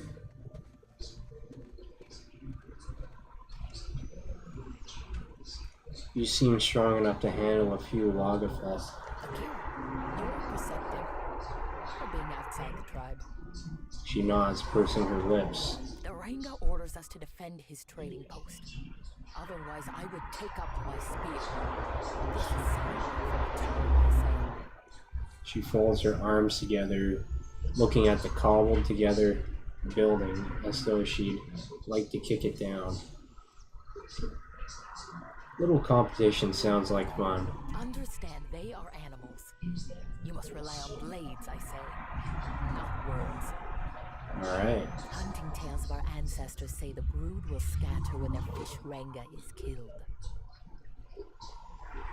So go for the big one first. You need to chase the children if you cut the head from the mother. She makes a sweeping motion across her neck.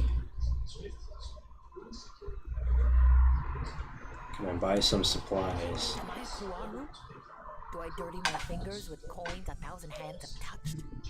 Never. Go see the sweaty one, the dwarf. He washes his hands sometimes.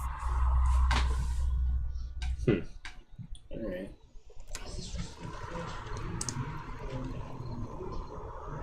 Oh, it's just him. Just the dwarf we met earlier. Didn't have too much supplies.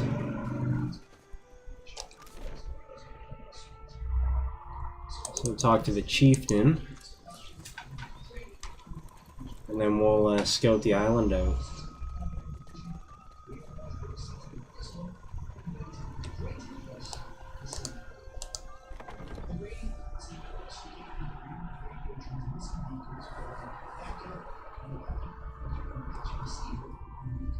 Kitty. Kitty.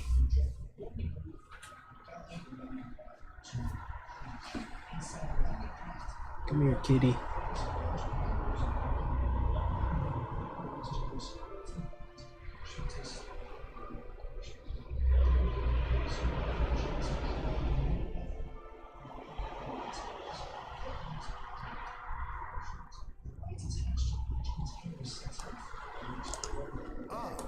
Welcome to Tekawara. Muda huddles in close conversation with the warriors next to him. He whispers in a low, stern voice. No sooner do you catch his eye than he grins wide enough to stretch every muscle in his face. Always pleased to receive our southern neighbors, I say. He inclines his head and touches his brow.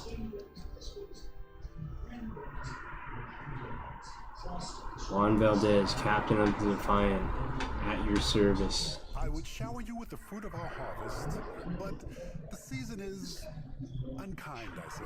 Kokokahara is restless. Even from afar, the storms tear our bounty up by the root and chase fish to calmer shores. He raises his hand to gesture to the east. His hand falls limply to his side.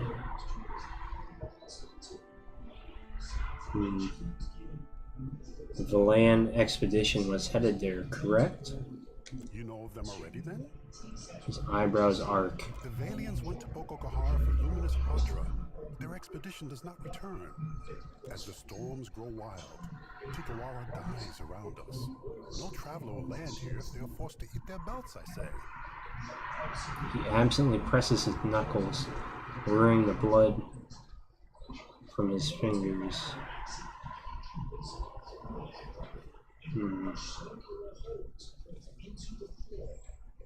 How is Bokokahara causing storms? Oops. We were raided by pirates, stolen by slavers, and killed by riot-trained scouts. Did the wrong one. His head droops further with each admission, as if the acknowledgement diminishes him personally. So I brought them here, where the soil is too poor for Kuruki fruit and the waters too shallow for great fish. At least we are in the path of Valian traders as they come and go. This is protection, prosperity, a future. He nods, resolute in the idea. That's why he didn't move the tribe elsewhere. What I meant to ask is, why is Bokokahara causing storms? You must have been away from the Isles for a long time, I say. He frowns. Our ancestors told of luminous Hadra, the bones of the dead fire, breaching through the sands of Bokokahara. Ngati raises her watery fist in defense of the Hadra. Valian or Huana, it is nothing to her who suffers in the wake of such anger. It is highly unusual for Arga to impact its environment as you describe. Maybe that is for what the Valians find it so fascinating.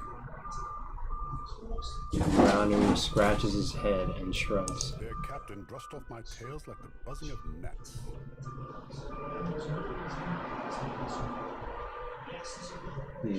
I have some history with old places that cause storms. I'll take a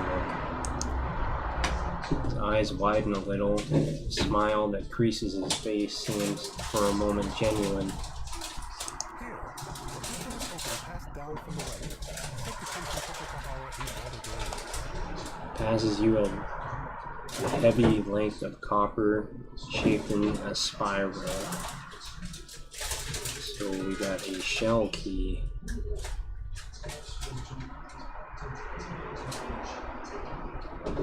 Thank you. If you need aid, Marihi's warriors need only someone to bark commands.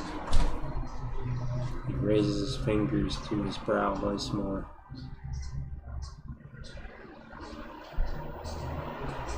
Tell me about your tribe.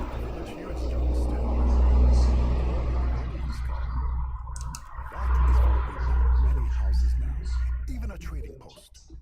He beams with pride. They make Tikawara pleasing to the Valians. Then when they come for Bokokahara, they build their harbor here. They must. He clears his throat. You don't seem to mind the Valian influence here. Some tribes push foreigners away, but it is good to have powerful friends. A frown briefly clouds his expression. We got plenty of others. Ours are holding our lives ransom and playing us against their enemies. If the Valians come, they will build an outpost here in Tikawara. His gaze unfocuses like he's convincing himself of every word.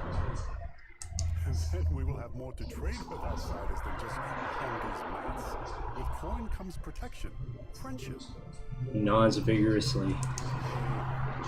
Favorable arrangement for both sides, I say.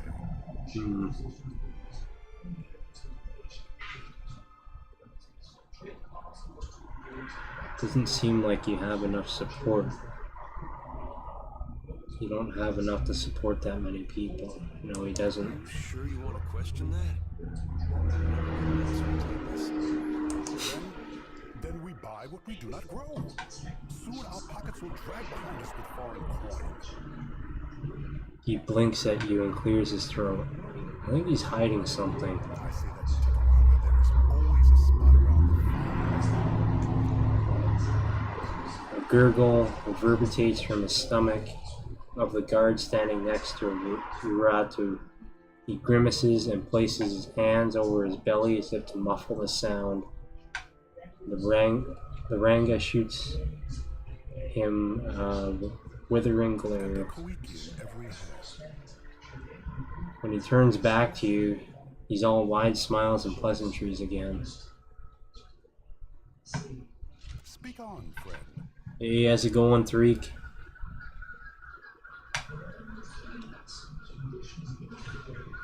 Alright.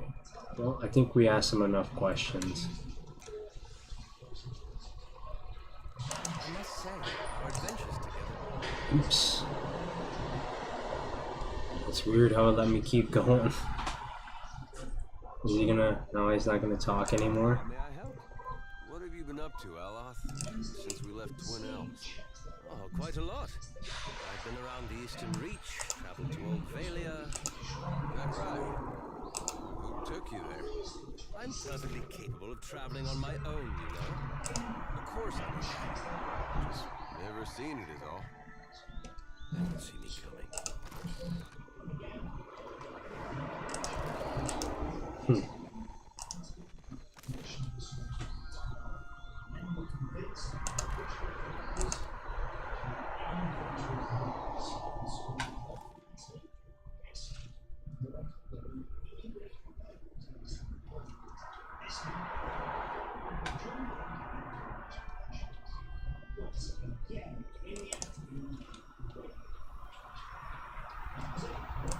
Let's see what this trail is.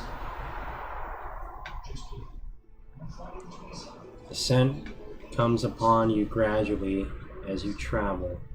It smells of the kitchens of Cadnua, of honey, cinnamon, and fresh bread, of meals shared with those now absent. Off the path you catch a glimmer of movement. Something large and bulbous stirs beyond the trees.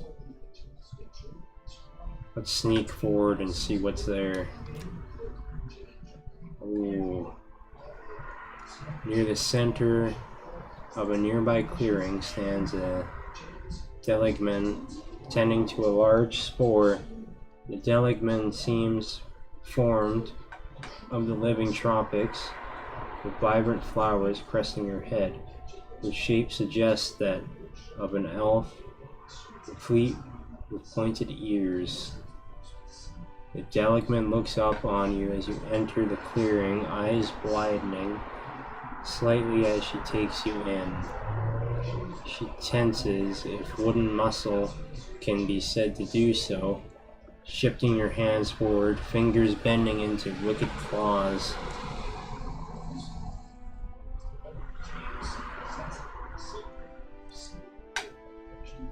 Like the cub that knows no better, tread where others fear. Her voice rumbles like a falling tree limb. Tell us why.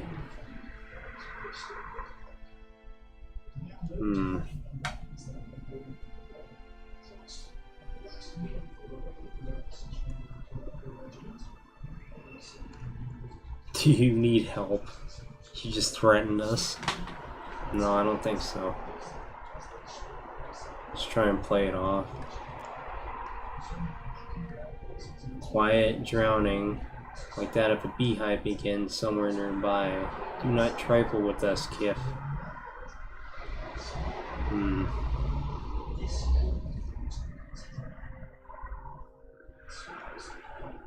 Let's see if she'll back off. We'll threaten her. We got 3. No. The word seems to come from all around you as the breeze stirs the leaves. The Delegman straightens its wooden lips, parting into a curl. We will not leave you to despoil this place. Oh damn. The tree people.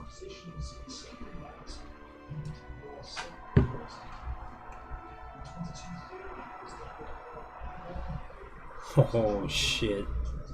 No prisoners.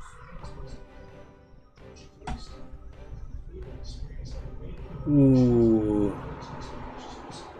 Why didn't it show us that before? And we can't back out, can we?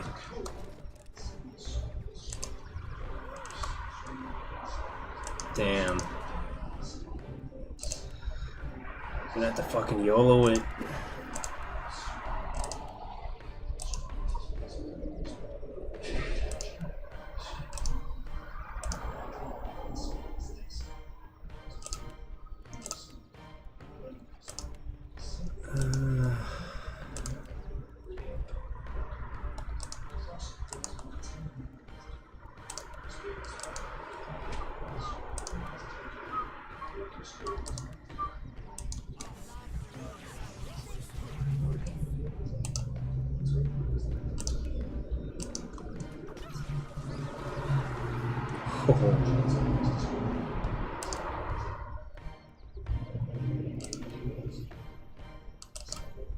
Oh wow, we almost got him.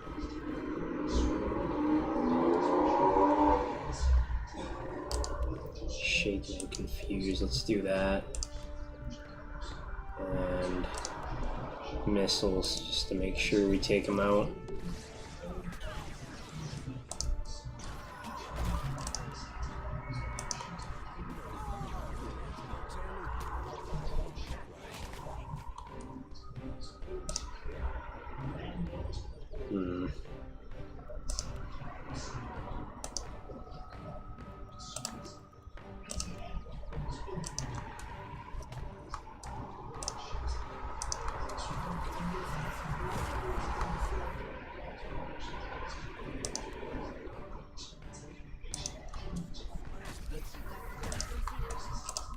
Damn.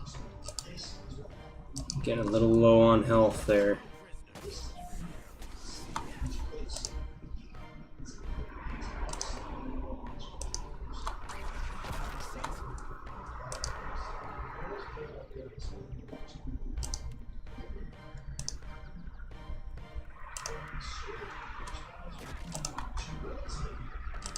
Damn.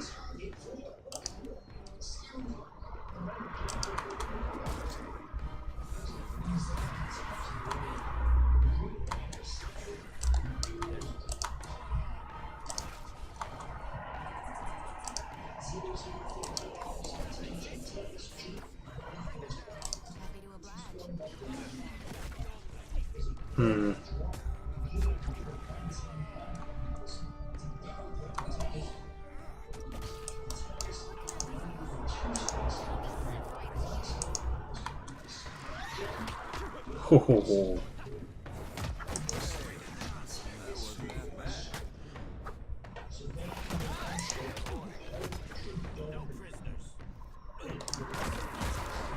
Nice.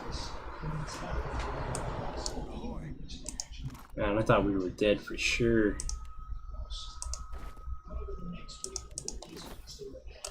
That's crazy. Onyx, Primal Rock, Awakened Root.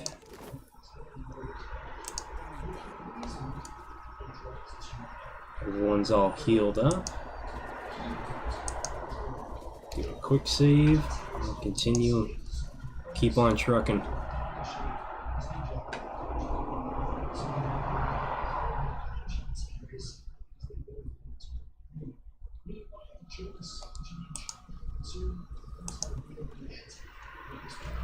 Ooh, we got a burial site. Some fresh fruit.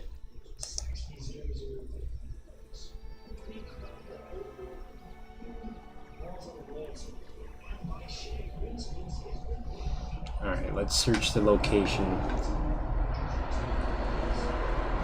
3 hours pass. Found 5 rare gems. 4 more hours. 19 baby pool.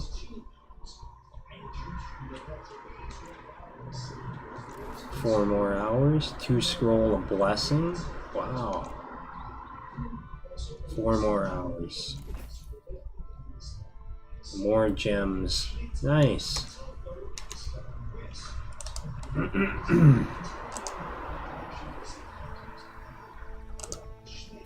Made at least a couple grand there. We have another little battle over here.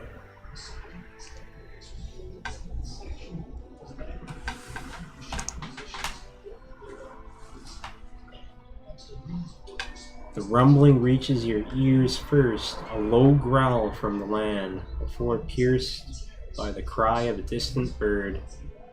The ground sets to vibrating beneath your feet. The growing roar of the stampeding beasts echoing around you. You crest a rise to find that the stampede has passed. Now only a rumbling cloud in the distance. As the dust settles, you note a few of the boar remain, fallen and still with large feathered darts protruding from their fur. A single upright boar remains, a piglet that nudges its snout against one of the prone beasts. Let's sneak closer. Press towards the boars, reflexively looking over your shoulder at the sound of a snapping branch. Adair winces apologetically to you. You press towards the boars. Oh shit. You spin on your heel at the sound of flapping feet and find yourself staring down a group of Lagafeth hunters. With a gurgled hiss, they advance upon you.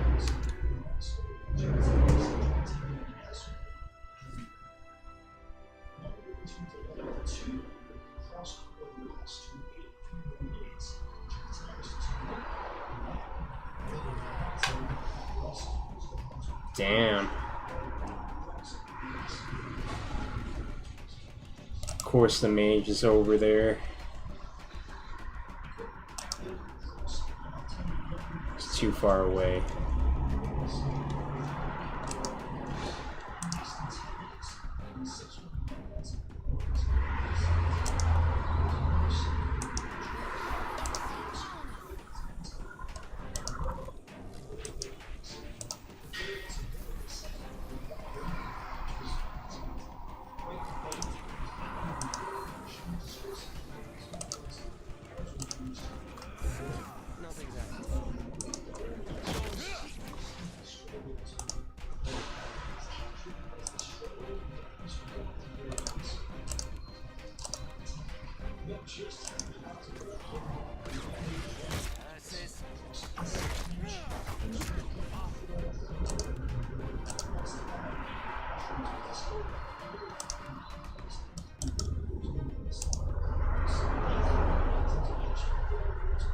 Do I not have exposed vulnerabilities? No, I do not.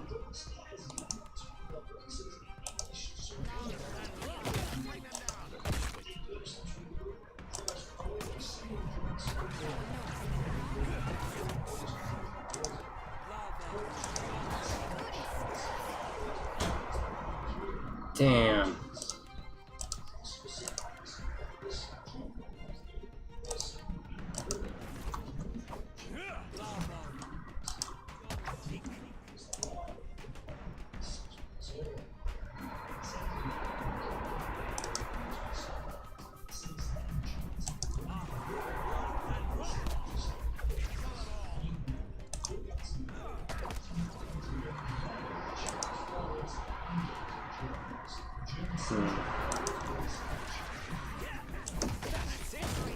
Oh. Damn. 10% area of effect. Nice. Let's go Loth. One-handed warhammer. We will switch to that. Some food for the crew. More stuff to sell. Alright.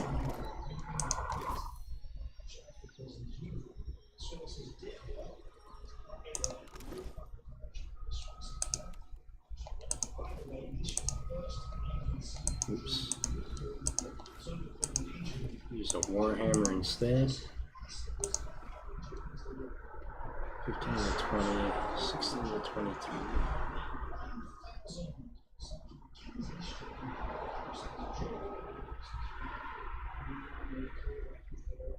So the one I have is Crush Pierce, this one's just Crush damage. So I'll sell that one. That away. That away.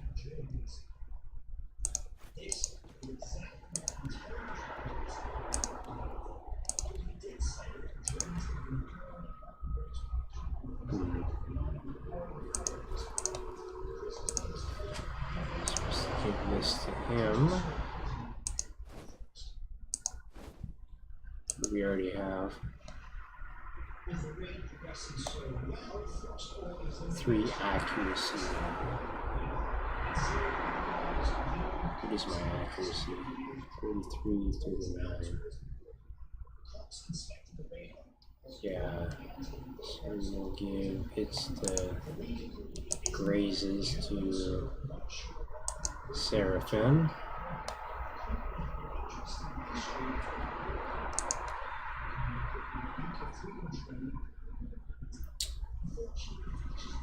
Don't see any upgrades for Adair or Zodi.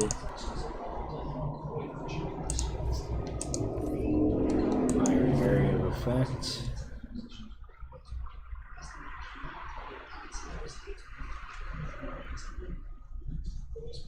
We'll try out that book.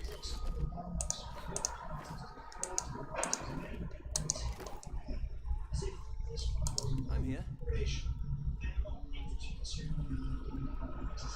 Yeah, we'll try that setup out. I shall.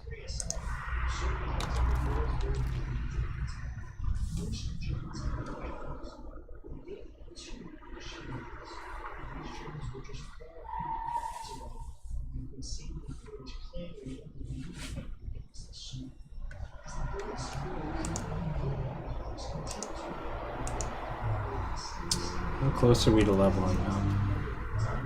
Not close at all.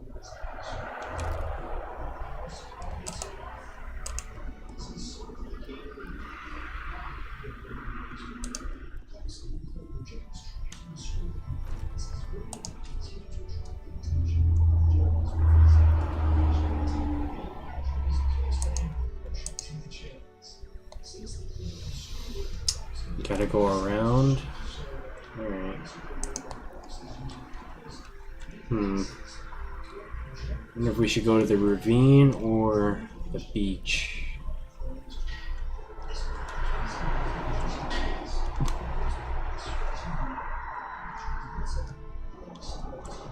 I didn't find any medicine,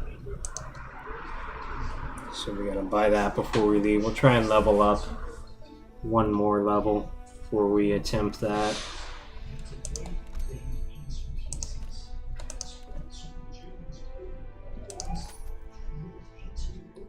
Prepare.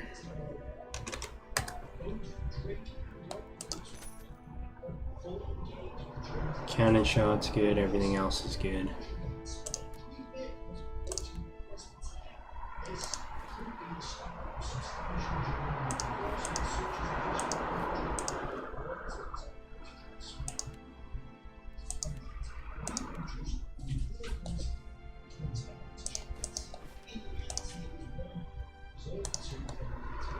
Alright.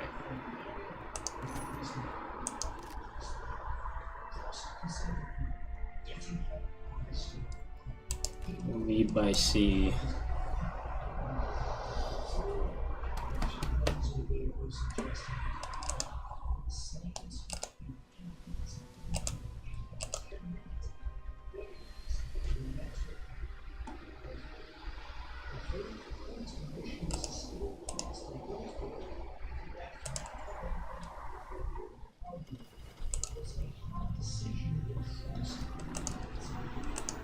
Some fruit and probably some cannon shot, hopefully. Ale. Alright, nice.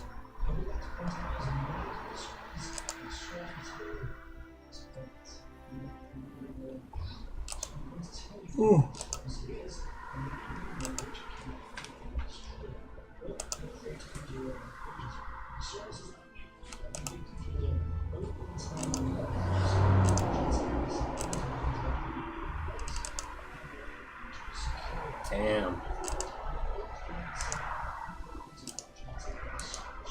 Happened over here.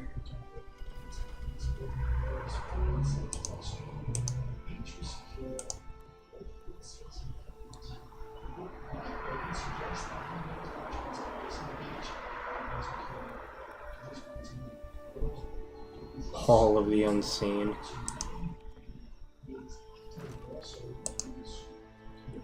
Reptilian eye.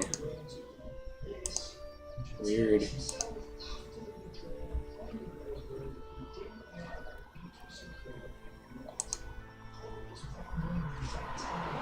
Can't do Shadowed Veil yet.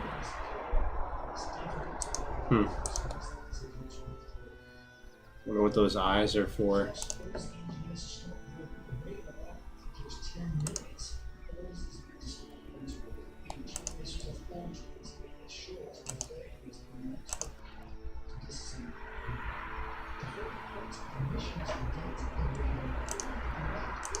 Oh shit. Why? Oh.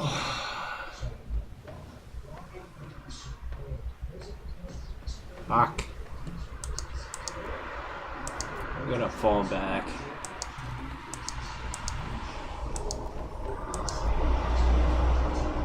Fuck's sakes.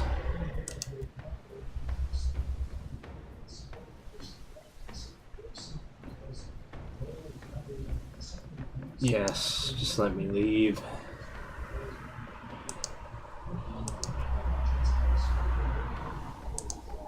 How am I supposed to take on a junk ship with this one? I mean, it's the best ship in the game. Just gotta add some more supplies.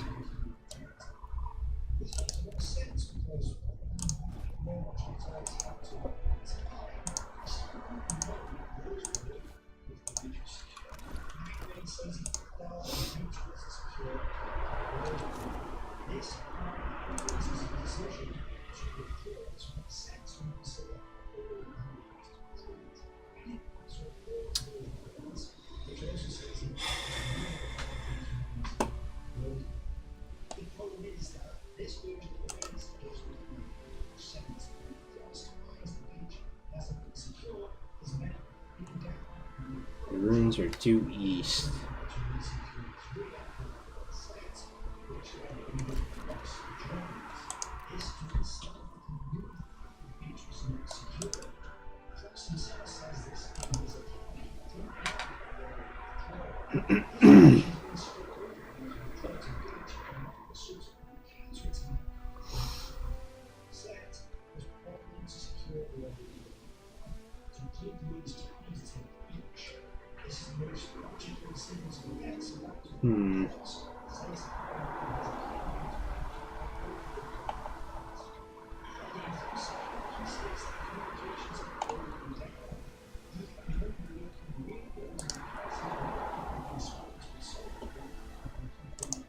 Oh, what's this over here? Medical supplies, nice. Let's shift through the wreckage. 3 hours pass, nothing. 7 hours. Some palm stone. 10 hours, nothing. 12. So we got our money back. Nice. 14 hours. Nothing. Damn. It's a pretty good haul.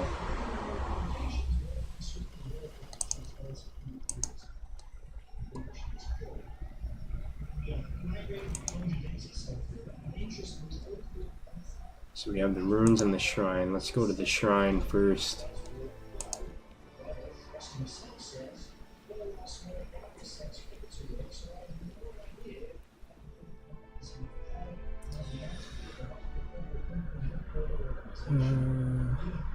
Let's approach and identify.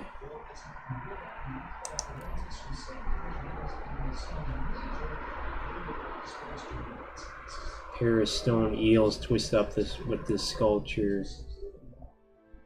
Each eel's mouth clings to the other's tail, creating an unbroken circuit. Alright, so it's the god we're helping. Let's rest there. 8 hours passed. Alright.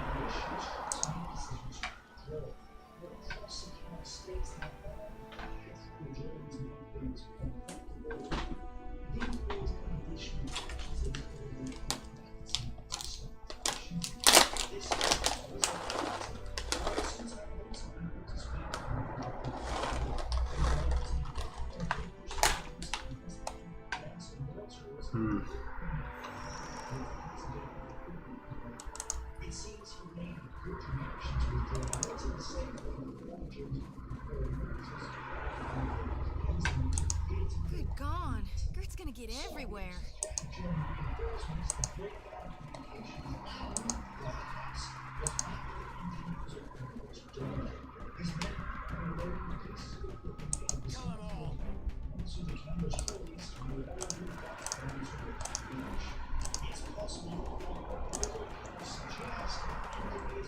Oh shit.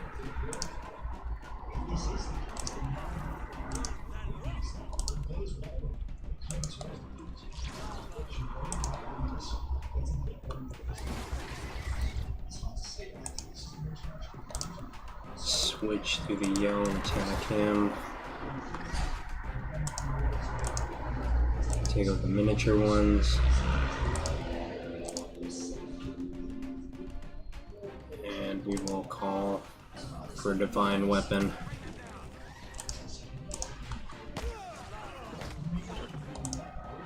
What's he doing?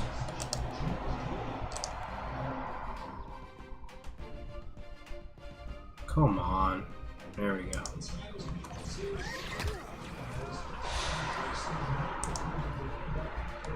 You need to switch back to melee.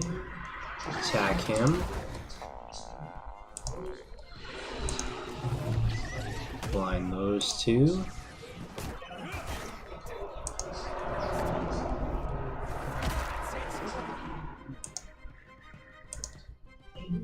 Need you to heal.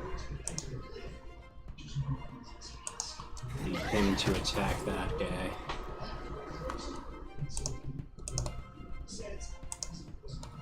Let's rig this whirlwind.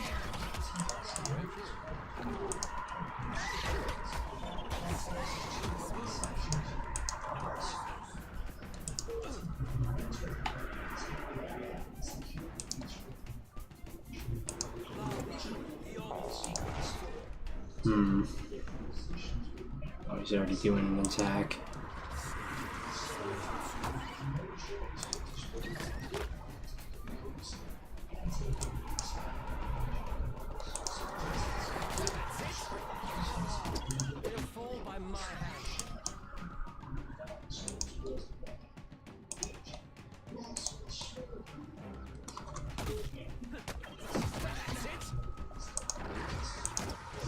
Nice.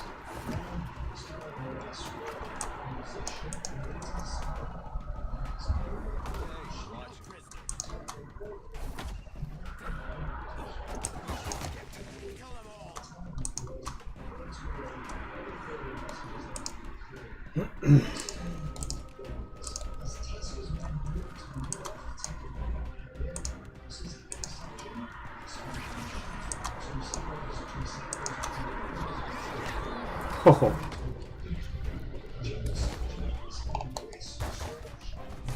Damn. Weird looking things, man.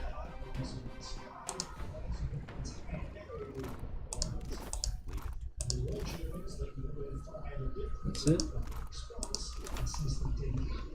Alrighty.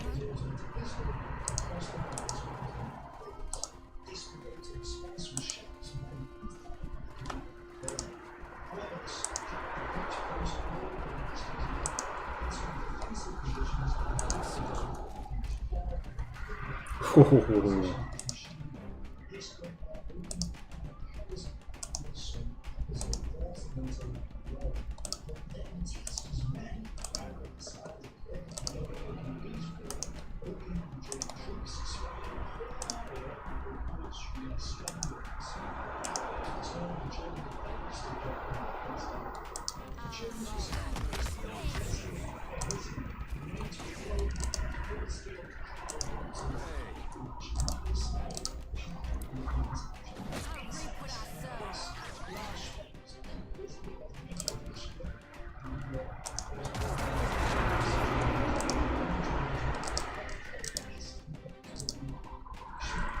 Pull that Lesser Ruth right away.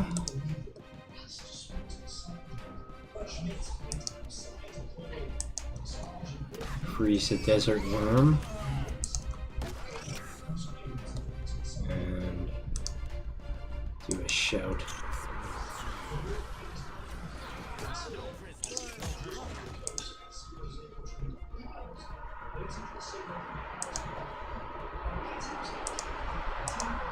But him doesn't have enough yet.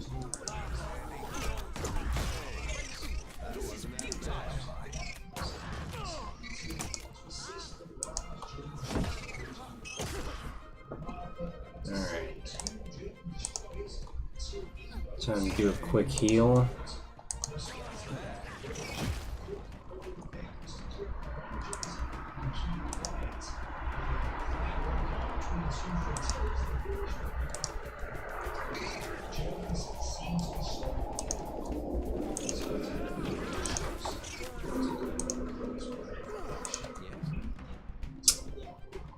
Dang, no attacks left.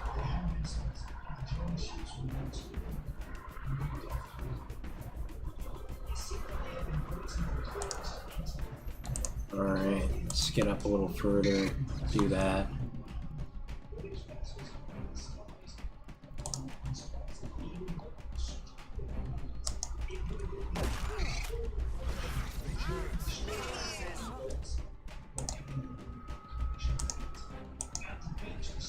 Oh, Saragoth died.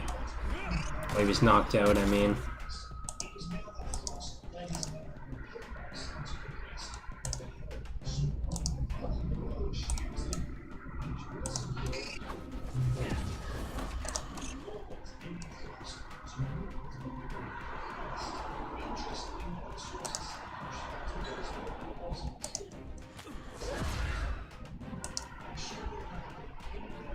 Let's get a dare closer.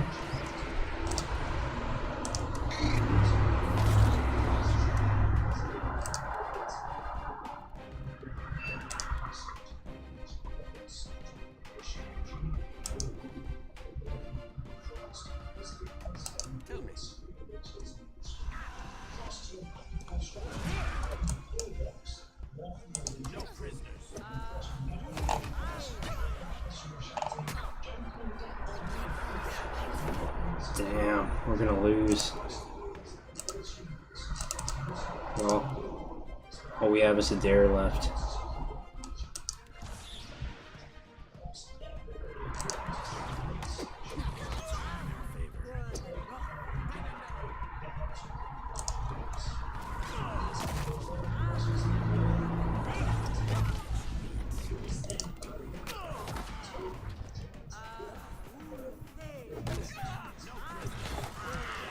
Oh.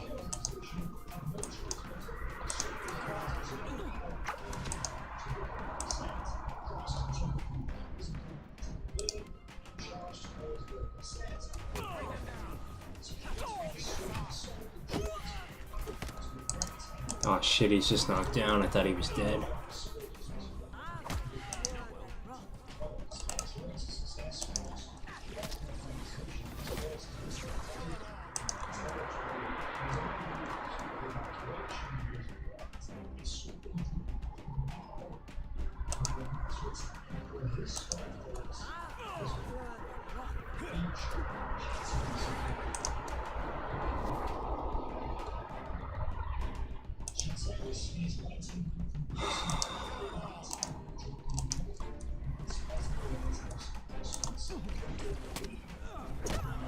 Come on, we're so close. do this, boys. Fuck.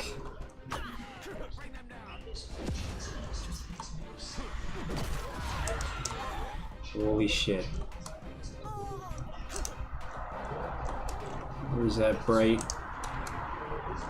Oh man, we did it. Oh, definitely quick saving after that. That was too damn close. That was an insane fight. Oh, we got a new pet. +5 all defenses against ground attacks.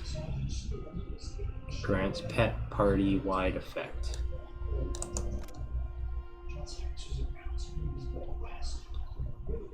While he's following you, around you gives a defensive bonus versus ground attacks. All party members have some of their misses and ranged weapon attacks converted to grazes. Nice. Yeah, that was a very close call. He was well worth it though. This is a pretty good pet. +5 to ground defense and misses converted to hits. Reduces recovery penalty for armor.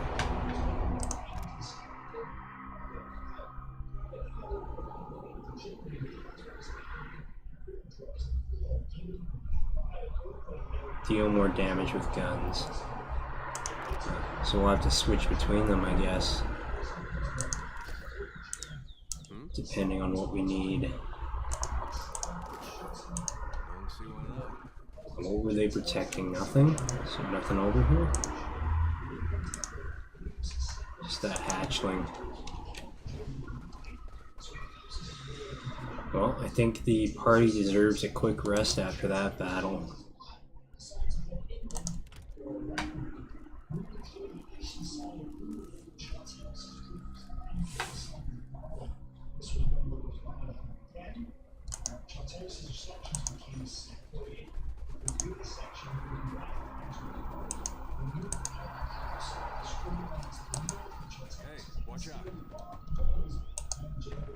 Champion, eh? We'll see.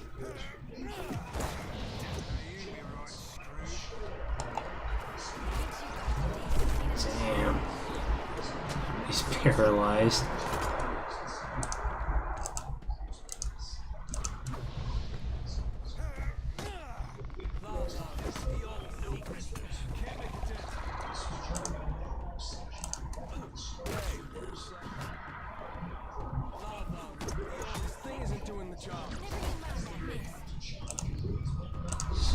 Dare needs a new weapon soon. We'll have to look for a new weapon for him next time in town.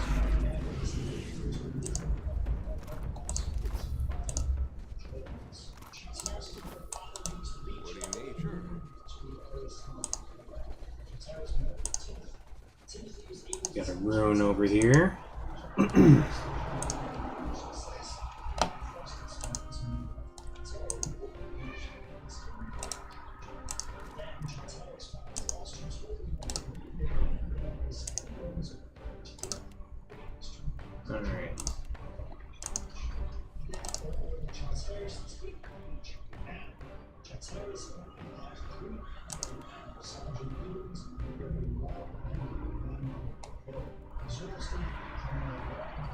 Need to do a ranged attack on that shaman.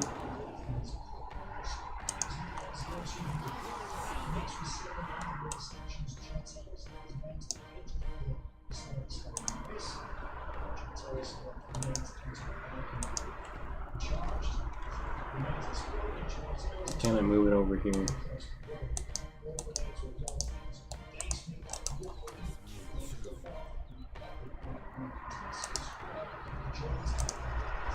There we go.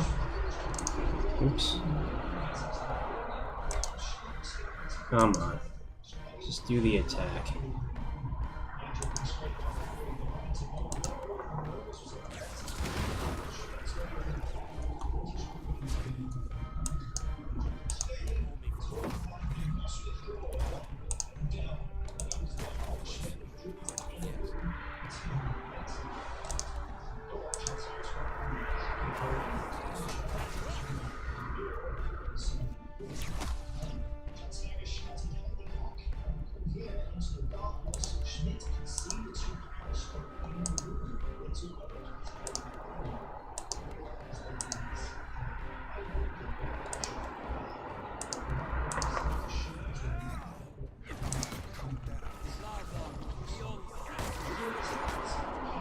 Nice.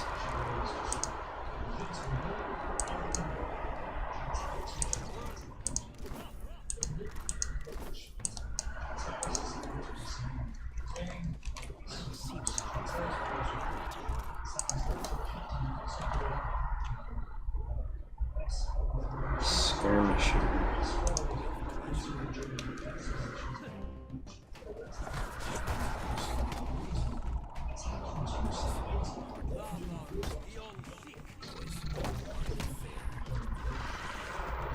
Oh.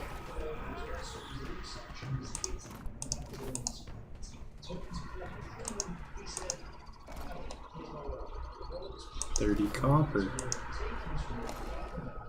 Ooh, nice. Thundercrack pistol.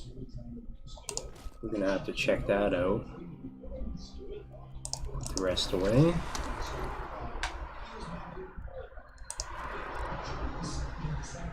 $23 to $29. Less damage, less penetration, higher accuracy, less reload time.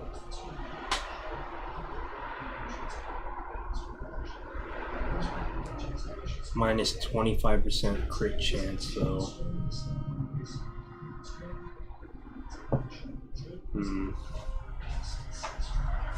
So add shock damage. Conductive blast.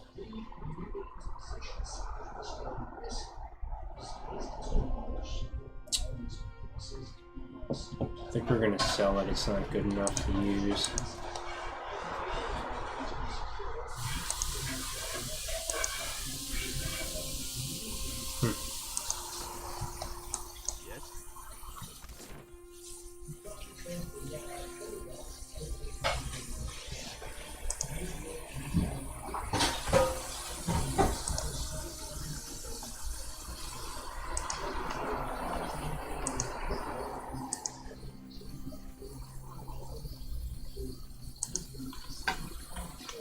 Quick save.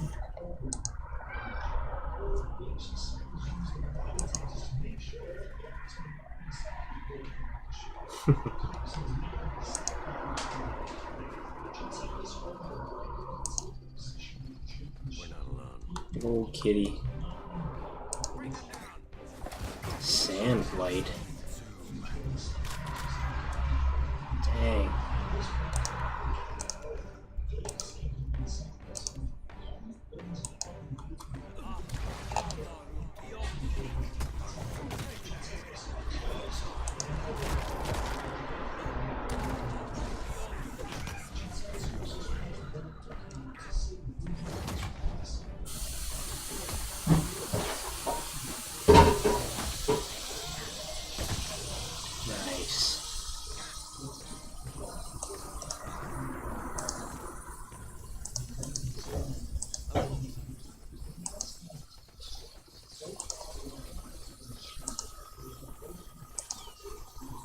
Did we find the temple? Yes, we did.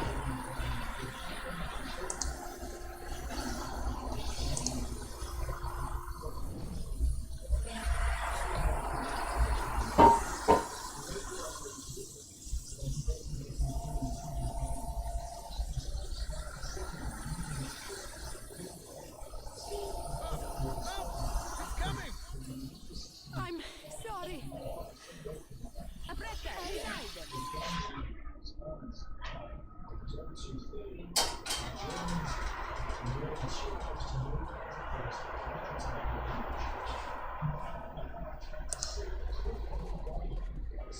I don't know what happened to him.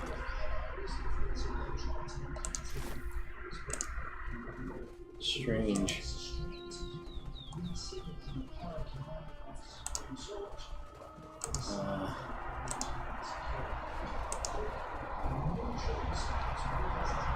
Let's just take a look around the temple just in case there's another way in. This weathered stone well seems fairly old, though you see fresh signs of excavation in the sand around it. A rope dangles over the side, trailing down into the darkness. Let's toss a pebble. few seconds, there's a splash. Pull the rope.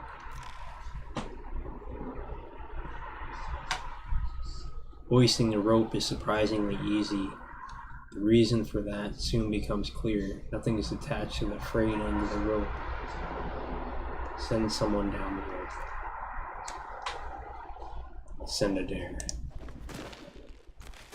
Take a firm grip on the rope and make your way down. It's not long before the dark surface of water becomes visible below. The end of the rope tangle is just above the water. Adair spots a patch of burlap against the muck and stone. An old sack appears to have been lost or hidden in a crack in the wall. Unfortunately, the sack is out of arm's reach, and the material looks worn thin. It might be possible to swing over and grab the sack, but any blunder is likely to snag it on the stone. Swing toward the sack. Adair kicks back and forth. The smooth, deft motions bring Adair closer and closer to the wall until the sack is finally in reach. Let's grab the sack. As the sack comes free, it snags on the stone and rips open. Glittering gems spill from the tear as the rope swings its smooth, steady arc. A quick grab could save the falling gems, but the sack feels heavy with treasure.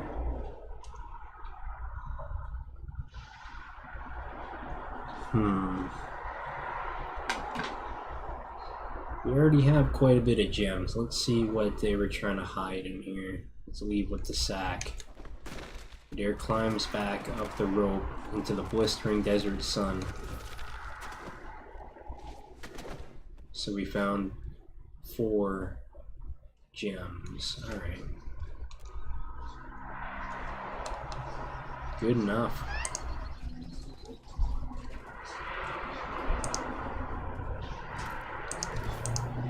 We'll be right back.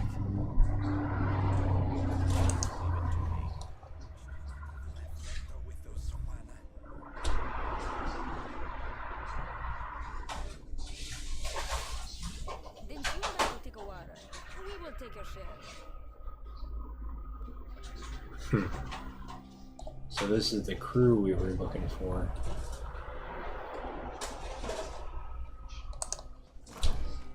Guess they all died.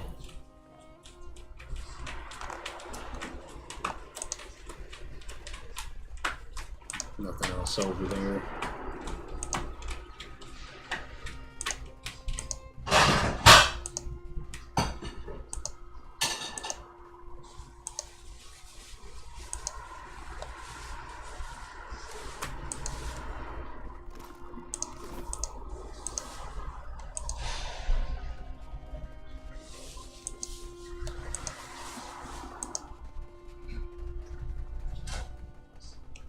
Keeping an eye out.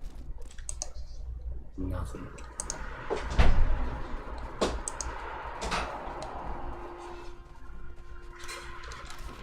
Just want to make sure we explored everything before we go in. Looks like we did. Do a quick save and then we'll go in the temple. Whoa.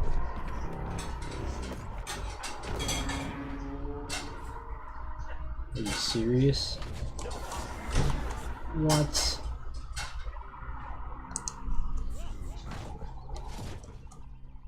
Oh man.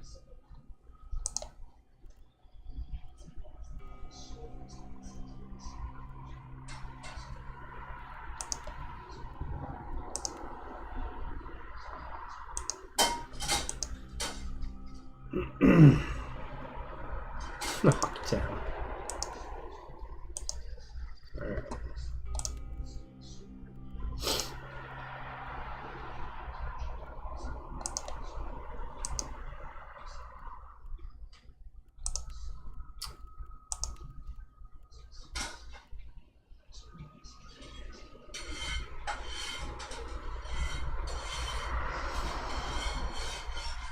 Oh.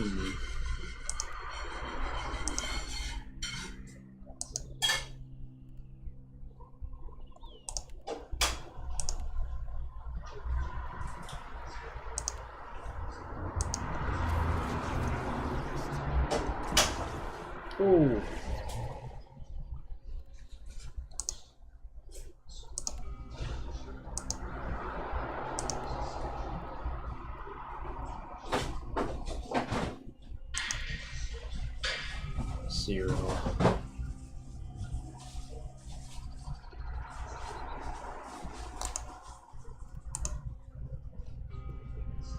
There we go.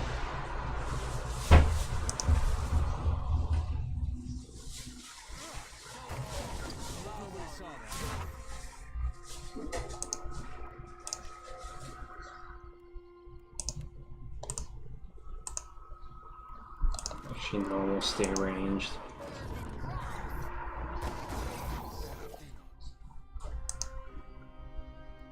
Make a dare do the knockdown again.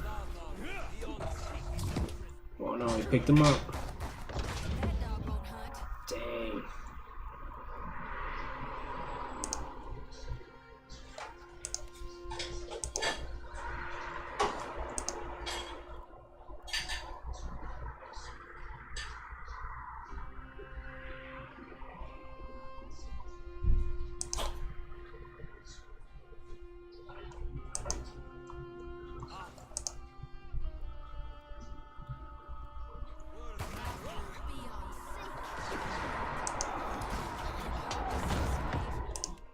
Oh.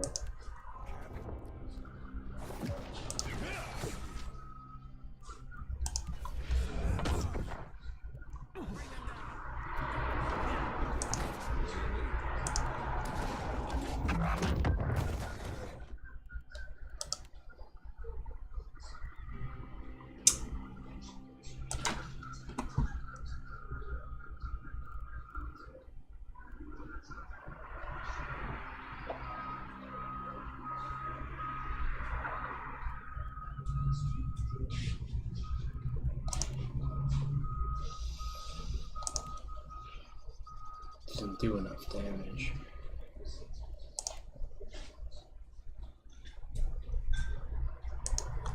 There we go.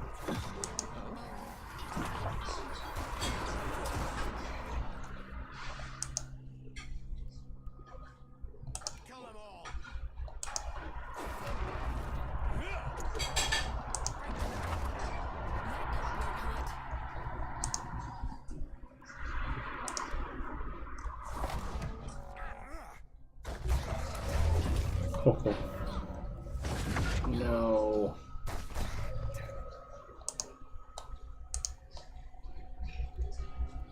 Oh man.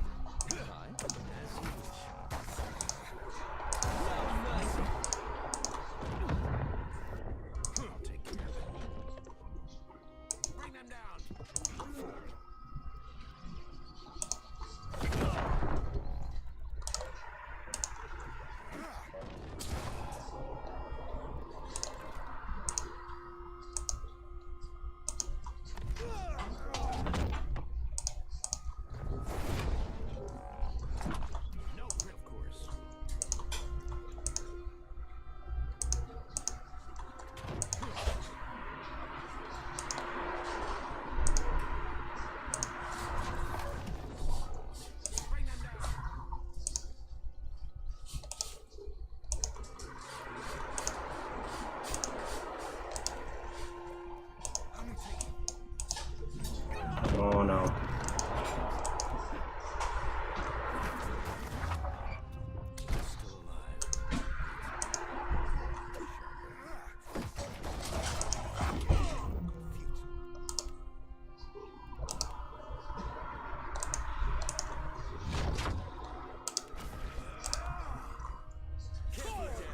Oh no. It's almost dead.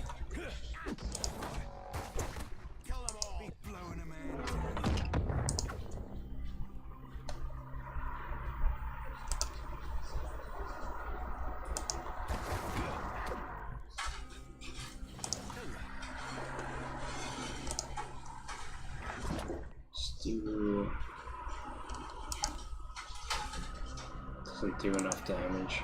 Just keep doing basic attacks.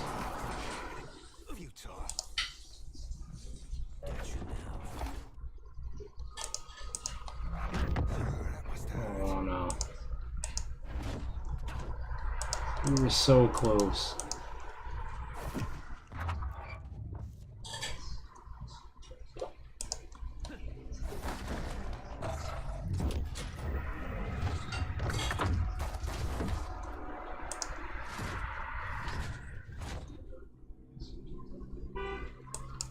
Oh man, Seraphim, you gotta take him out. You can do it, buddy.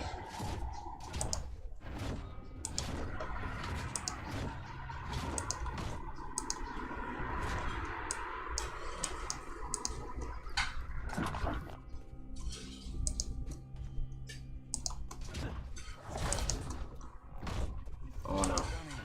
No.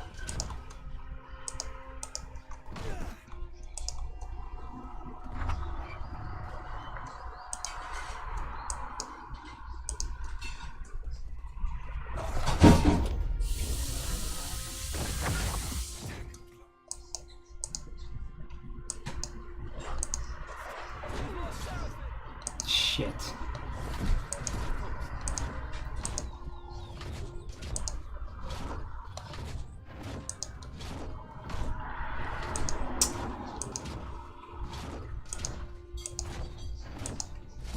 Oh, that's some BS. We're gonna have to do that again.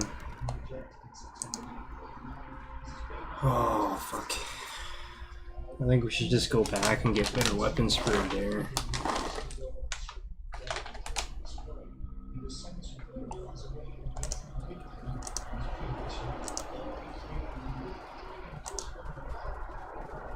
That was too hard.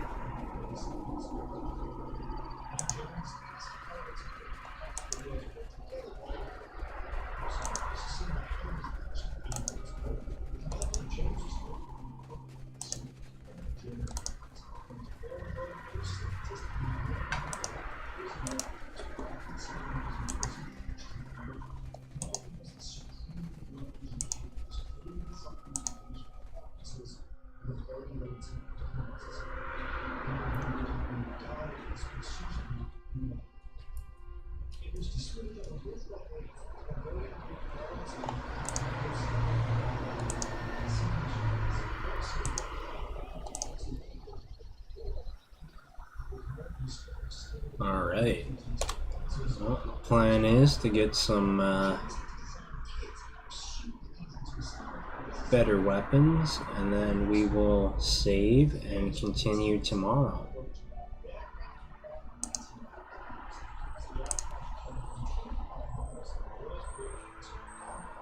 Let's go to the main town.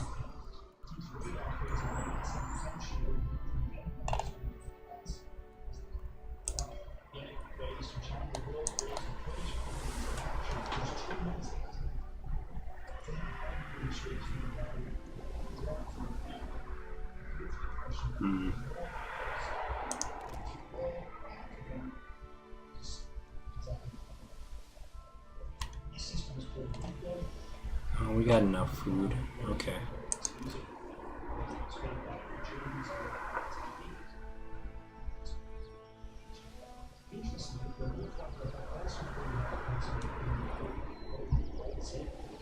Yeah, Darren needs a better weapon. He's just not doing enough damage.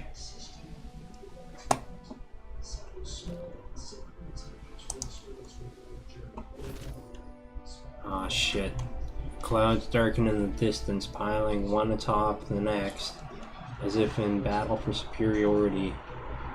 A vision-searing thread of lightning forks between the sea and sky, followed almost immediately by a rib-rattling crash of thunder. Laic Longfrost eyes the storm and spits. I wish the ships had a better boatswain. There's no one better to have with you in the storm. Your crew looks up to you. Your orders.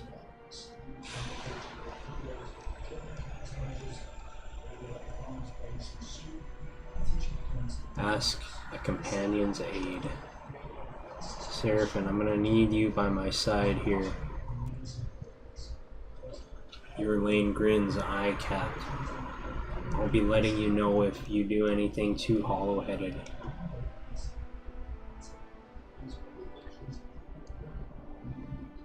Crew could use a sermon, Zodi, if you're inclined to give them comfort.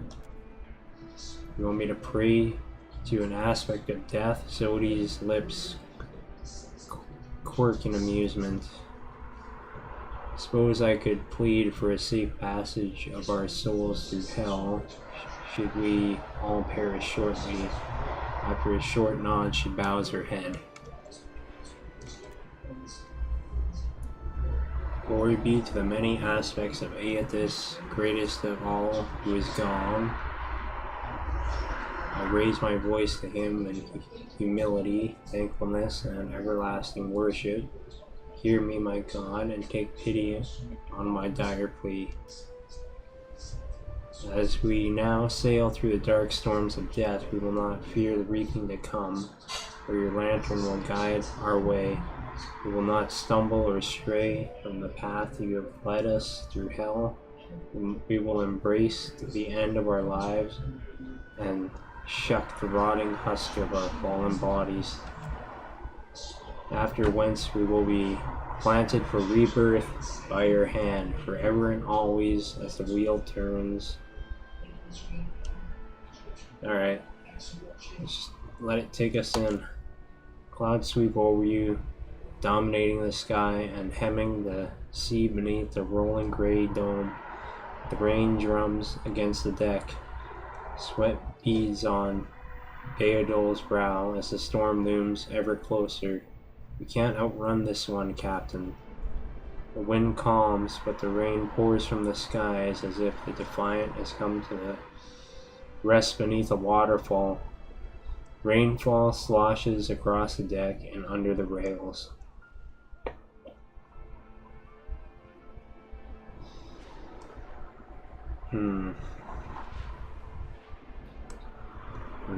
Heaving to, lash the rudder against the sails and get below decks. Guided only by the storm and a still rudder, the Defiant crashes through the waves, a rough remedy to the crew crowded below decks. The storm rages on, showing no sign of subsiding. A day passed.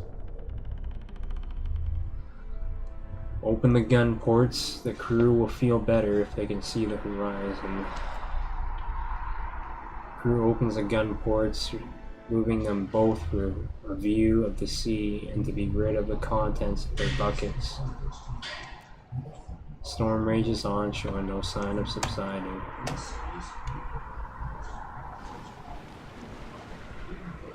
Water's knee deep. Forget about the water, fix the leaks. They didn't do it.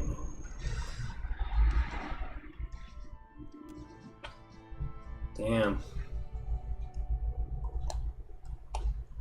Hey guys, this is in response to some of the comments. I want to answer some of the questions and give some insight to some of the things that I'm doing. We'll go to Wildmare.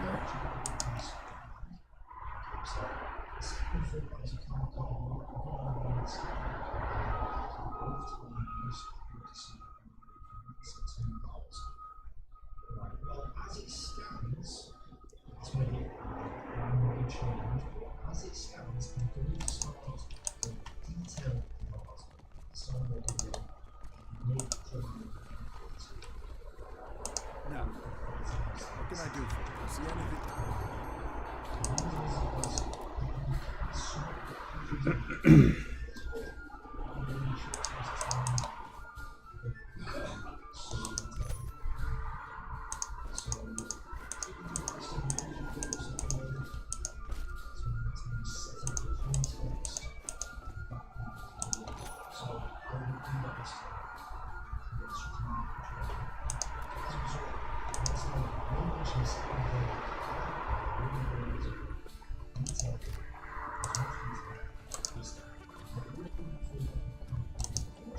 Alright.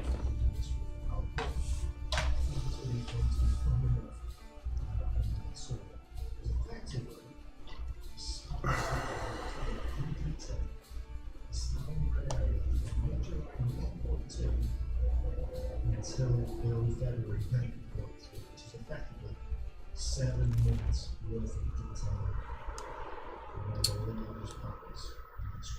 I honestly think that's enough. There we go. Arms and armor. It's going to be huge. Well, as I said in the comments, this battle is so huge that no one sees it. That's as a 5-bit Trojan standing there, which is just ridiculous.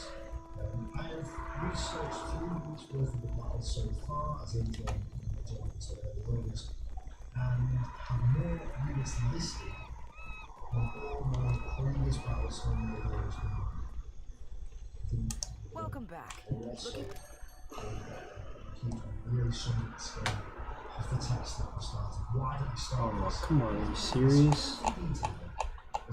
Don't have any better weapons, just armor? These details when so large to I assure you that everything I sell is well crafted. But I will admit I'm not quite the weaponsmith that Moreki is, nor do I possess Uto's expertise with firearms. There's no detail. There's very little detail. Moreki, you can find at Hariki's Overlook, the district to the north. Udo has a shop in the Brass City, in the eastern part of Nekataka. Okay.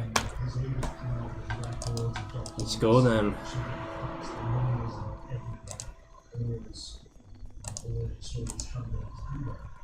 kind of annoying because really Brass is the only one who can really rely on, but at the same time, he won't stop them. We won't know for maybe another 20 years until somebody else comes along, the second Brass, and goes, actually, that's wrong.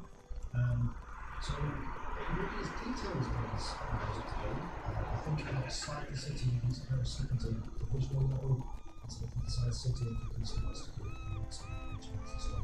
So it will be as detailed as it needs to be, but then you also need to make it entertaining. There's no point saying, hey, this is every single battalion across the entire southern front.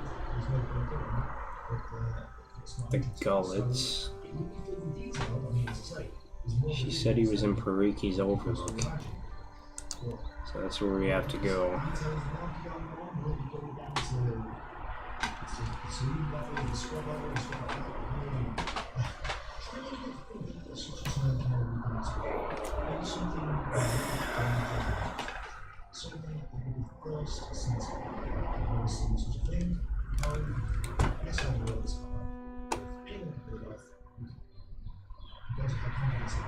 You leave the bustle of the crowds behind, making your way along the winding path to the gullet. For a time, the path ascends to the mountain. Even so, the cramped walls and rundown Huna buildings close in around you, obscuring your view. You come to a dark passage, cutting through the mountain, just wide enough to accommodate a wagon. The path here descends steadily into the rock face. After a lengthy journey through the dimly lit tunnel, as you come to the gates of the gullet, the stench hits you first, a foul mixture of rot, stale air, and bodily odors. You notice a guardsman pushing a cart heaped high with moldering food, which must account for some of the smell. Ahead, the homes of the gullet emerge as a collection of lights amid the darkness. You hear the rush of water below, and a frigid breeze wafts up from the unseen depths like an exhalation. This is the run end. This is like this is like the bad end of town.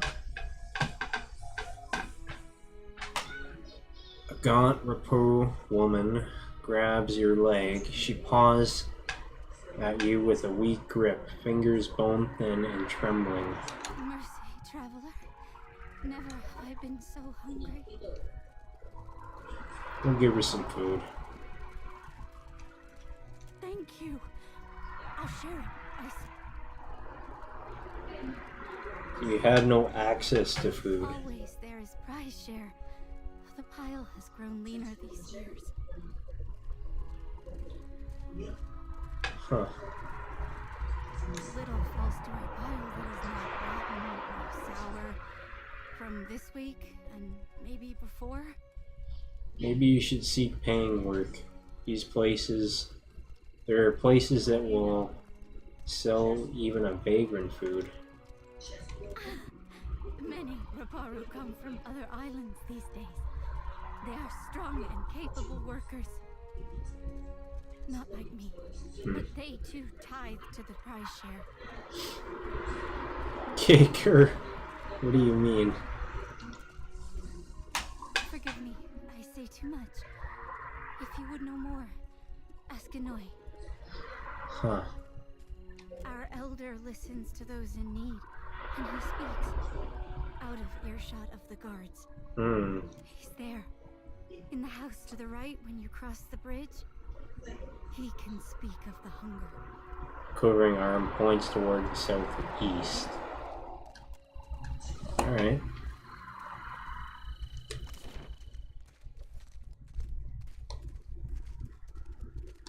Old city lamp. Refuse pile. A sanctuary. Someone's home. Two people's homes. The hole. Let's see what the hole is.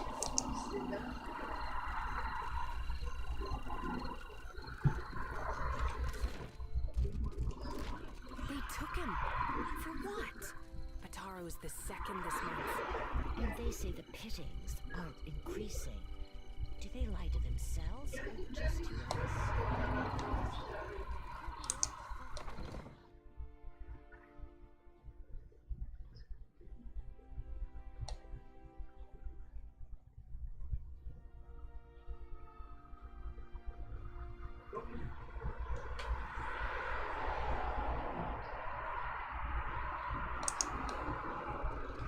Ho.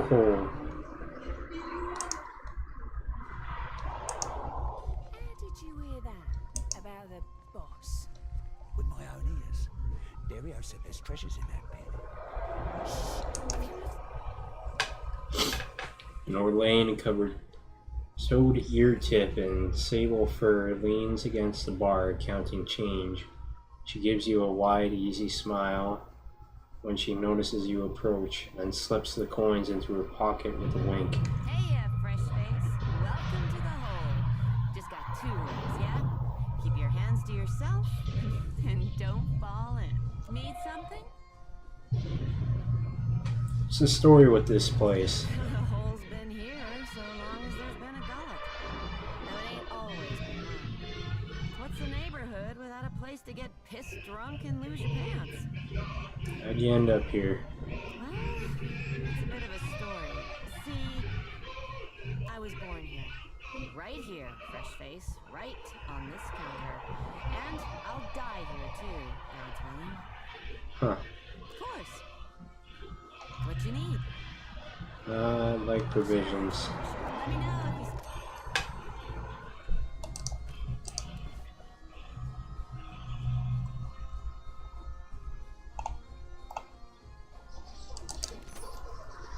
Nice.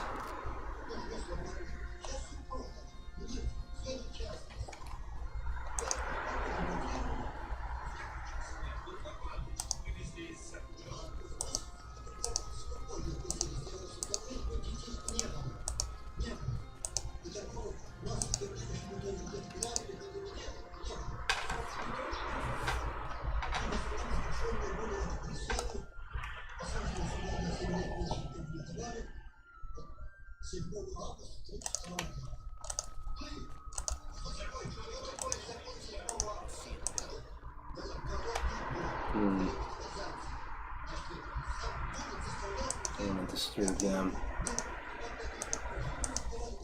Alright, so it's just a bar. So we'll leave here and we'll take the elevator to go further up and try and get some better equipment for a dare. And we will call it a night.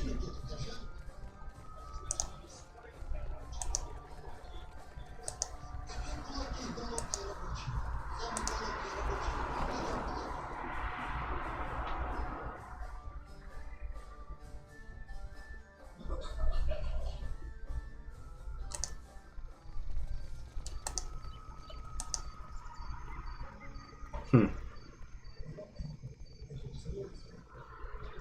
man saunters over to you with a jagged smile. He's got a long, crooked scar on his forearm, and he's rolled up his sleeve to flaunt it. You must be new. Lucky for you, we have a special rate for newcomers. A bag of coppers in exchange for your life. He brandishes a knife. One of his companions grins widely enough to show you all of his missing teeth.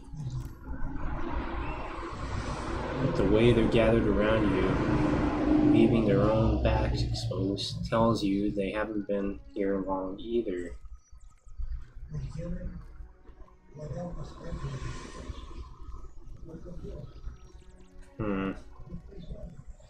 You're newer than I am, which means you're poaching on someone else's territory.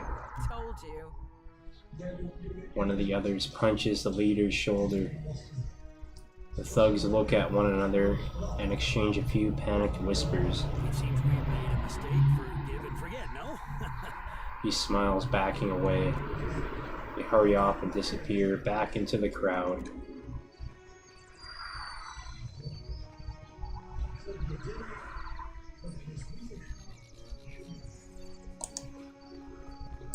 Alright, good night.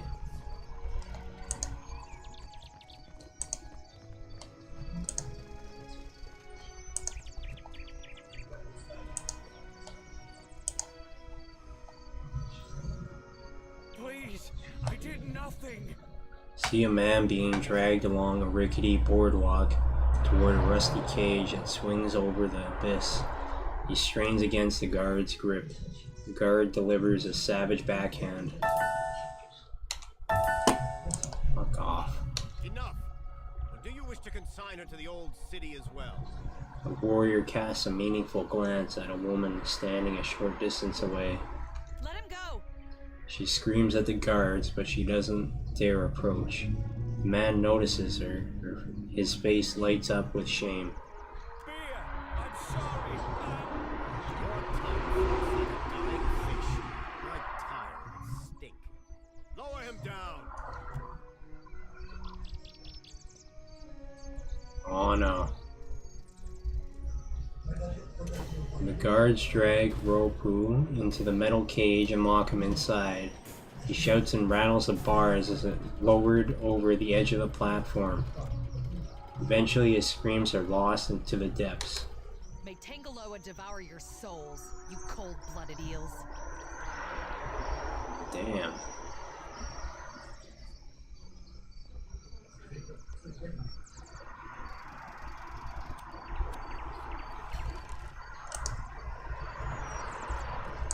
Be careful. Hell is no place for outsiders.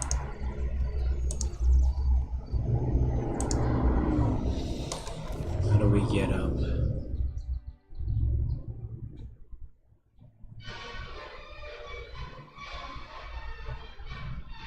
Over here.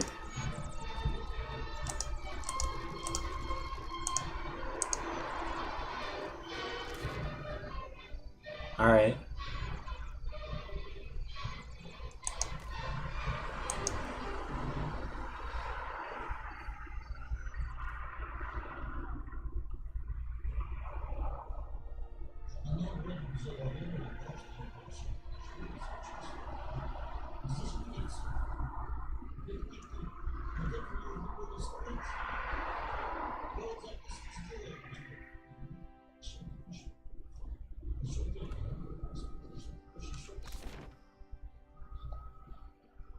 When I was little, me and my brothers used to spend hours chasing each other through the Merkberry fields.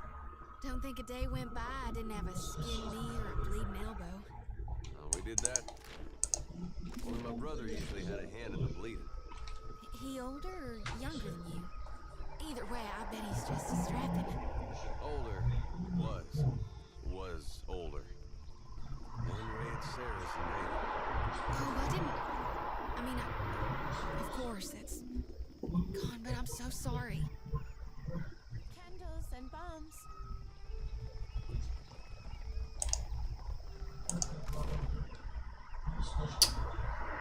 How do you get to the Overlook? It's very strange.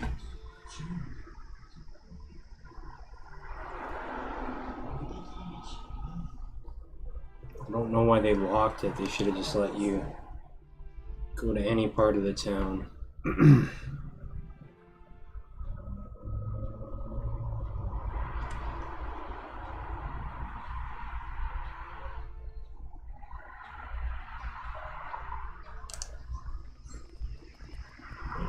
Shame I weren't at that animancy trial. My mind would have cut that. Indeed. It's a wonder we ever stopped Theos without you. Don't let it discourage, lad. What wager silver you can keep up. How generous of you.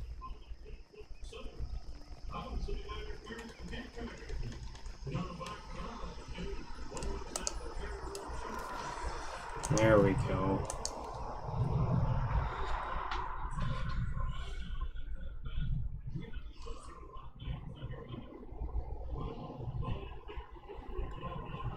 Now, hopefully we have enough to actually buy something.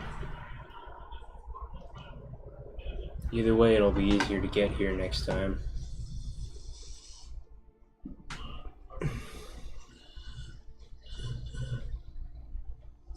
So, does Gilded Vale still reek of spoiled grain and burnt stew? Wouldn't know. Decided to go places where I could be of more use. I didn't realize farmers were in such short supply in the Deerwood. Is that really all you think I can do? Oh, I meant no offense.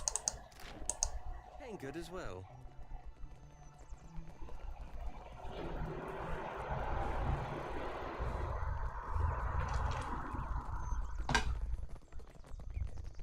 Hot razor skewers, crusted swordfish.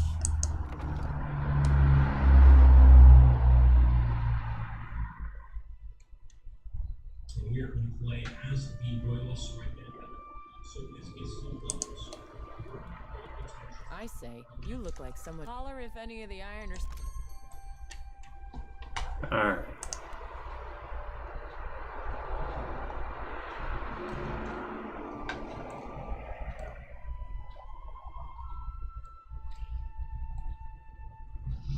Let's just double check what his proficiency is. Saber or sword? If you need iron or steel.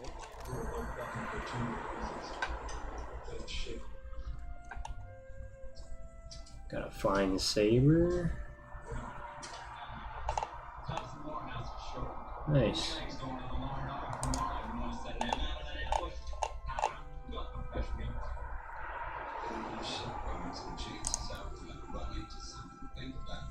That's just great, Bob. What do you want me to do? Send one of my guys out against Saps or something like that's just been from the world and we have to risk it.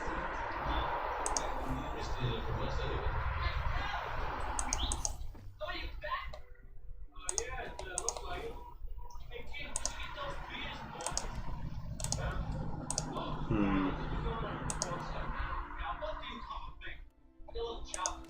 There we go. Alright.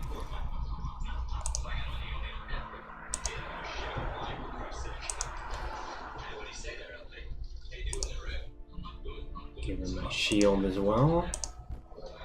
There we go.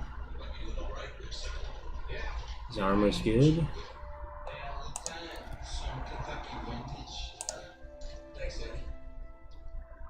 Plus crush damage, plus slash. 1,000 copper. We'll hold off on that.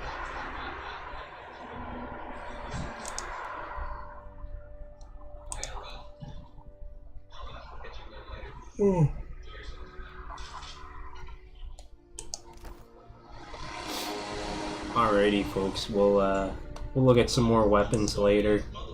Now that we have the whole map sorted out.